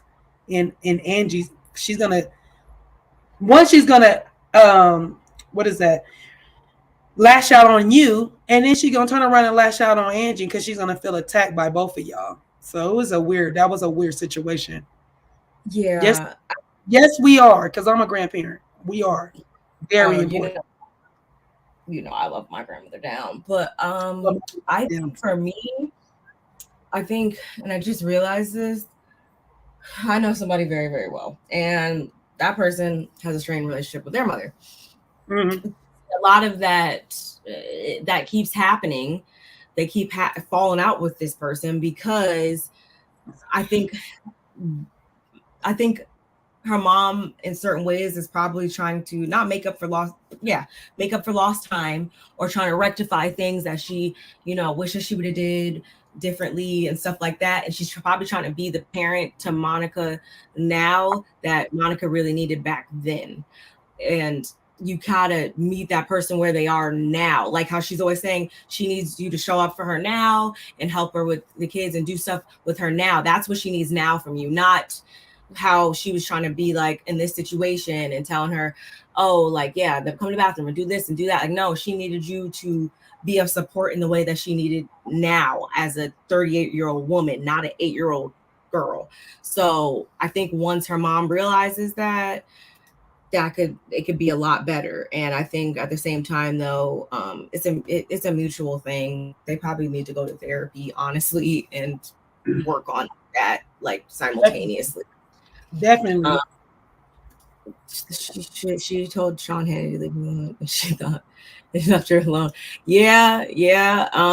Because at one point, everybody, while all this is going on, y'all, like everybody's seeing it, and I know Lisa for sure was like appalled that she was talking to her mom this way, and Angie goes to the side and she's all looking like, "Oh my god, like, yep, wouldn't talk to my mom that way." Da-da-da-da. And this is Angie didn't even say this right here. "Hey guys, we don't do this in our house." That was said by Angie's husband, which I'm no means am I saying because me and my husband both, this is both our house, and we can both say that to whoever, whenever, whatever. But I don't know, when he said that, I just was kind of like, I don't know, it just annoyed me still at the same time. I was like, go away. So then Monica, she's like over here, everybody else is doing everything, and then Linda, as we said before, she's going around saying her sorries and whatnot, and then she's like, "I want to have fun, like let's have fun, like I'm ready for fun, da da da."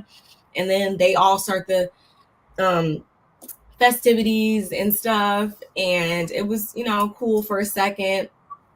Everybody else was having a good time, and then we see Monica over here, and then Linda finally like joins her, and it's still like, "You're my daughter, you're my concern, like I would love for you to come over here, join things, but I need to check in with you, make sure you're good, whatever."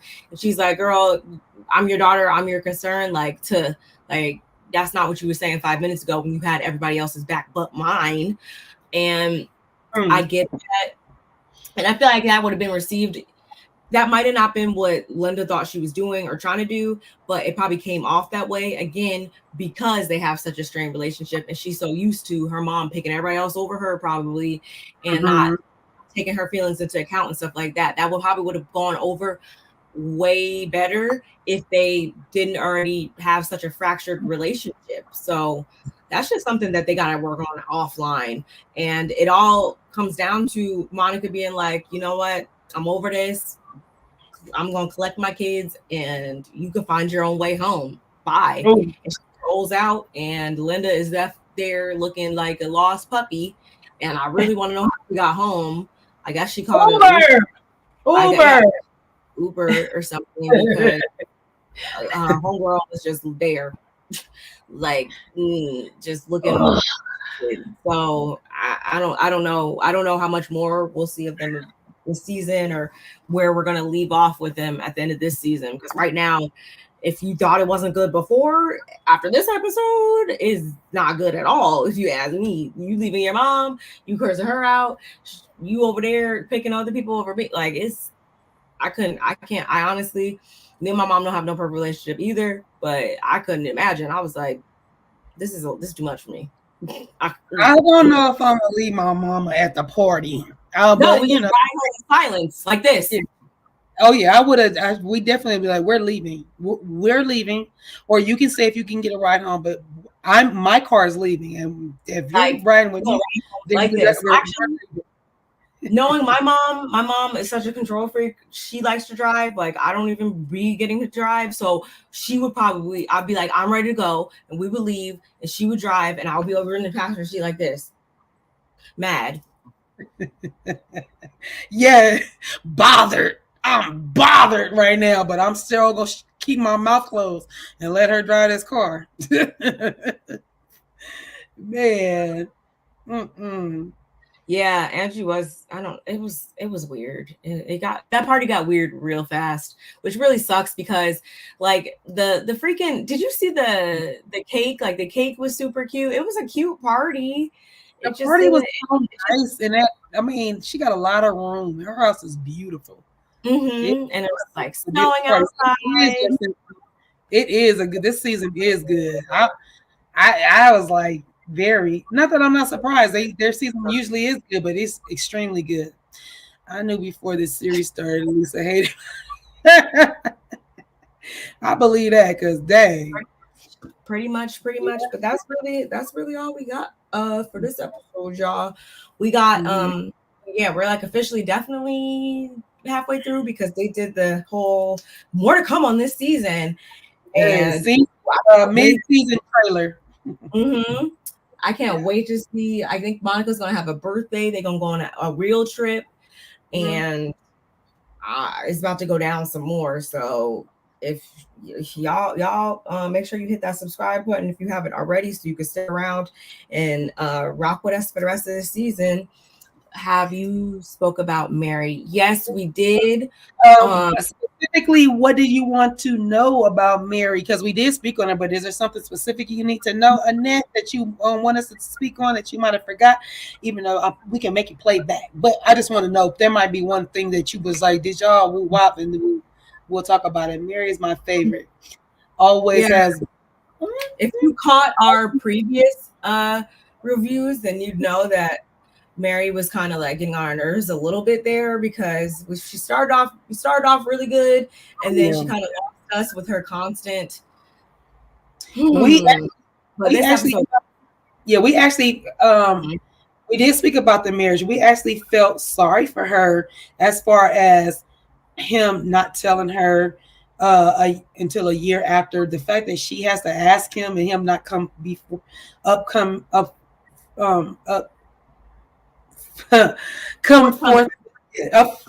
Thank you. Forthcoming to her. That's a problem. You know, even if I don't particularly like Mary, I do like Mary though. She's a little I don't want to use the word creepy. She's a little, to the left, which is not a problem. She marched her own, beat her own drum. Not a problem either. But I still, I feel like that was wrong. He shouldn't have did that to his mom. Period. That's not the thing to do to your mom. Period. because his mom does a lot for him. She freaking takes care of him and his wife. Not the West Wing. Oh boy.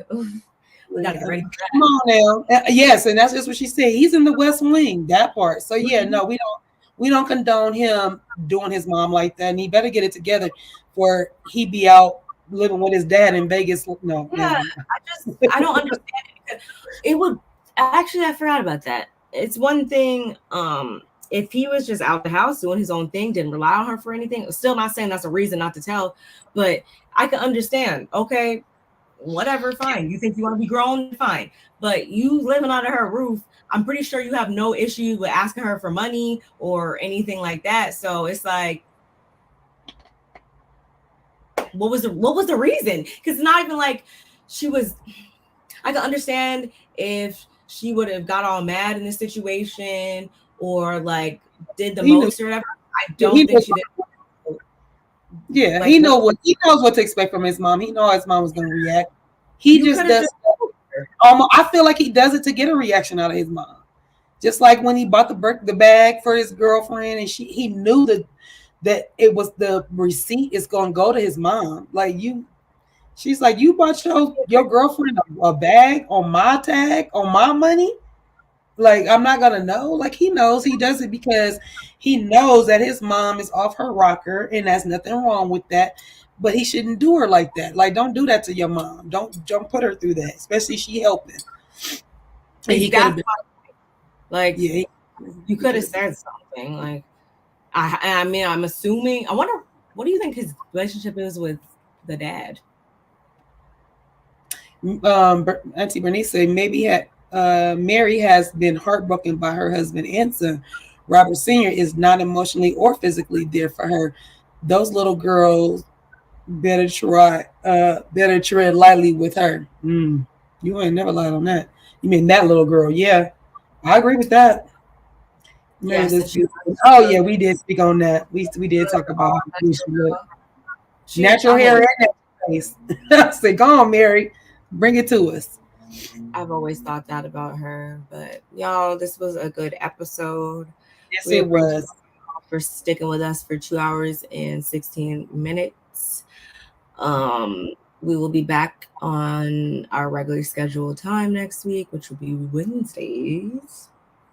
And yeah, I think that's really it. Shout outs to the replay gang. Y'all never go unnoticed. We can keep this conversation going in the comments below. You guys have been super active and brought up so many good points in the comments today. So we're so grateful for that, because I didn't even think about a lot of this until you guys brought it up. So that always keeps this whole thing very dynamic, and we appreciate that. And yeah, as always, don't forget to like the video, follow us on our social media accounts. We are on all the major platforms, so make sure you're following us there. And yeah, turn on that notification bell so that you know every time we upload. And also, Messy Night Court is back tonight at 5:30 Pacific PST. Pacific EST, 7:30 Central Time. So please, y'all, it's gonna be, you already know it's gonna be a good time. So definitely stop by there and check it out. And I think that's really it. That's it. We appreciate you guys' support. Thank y'all for joining us. And we are out till next week, y'all. Oh yeah. And my birthday's tomorrow. Yes. Yes. My sister's birthday is tomorrow. So please show her some love, because you know that's just what we do on birthdays, of course. If you would love to, you know, send her a little something on her birthday, as you see below, Cash App is scrolling there. So please show her all the love, because she deserves it. And I do. Thank you. I appreciate it. And even if you don't show me no love in my Cash App, just hit the like button. We appreciate that, and come to join us on Messy Court a little later. I appreciate all the birthday wishes. Yes. And again, don't forget to like the video. Bye, y'all.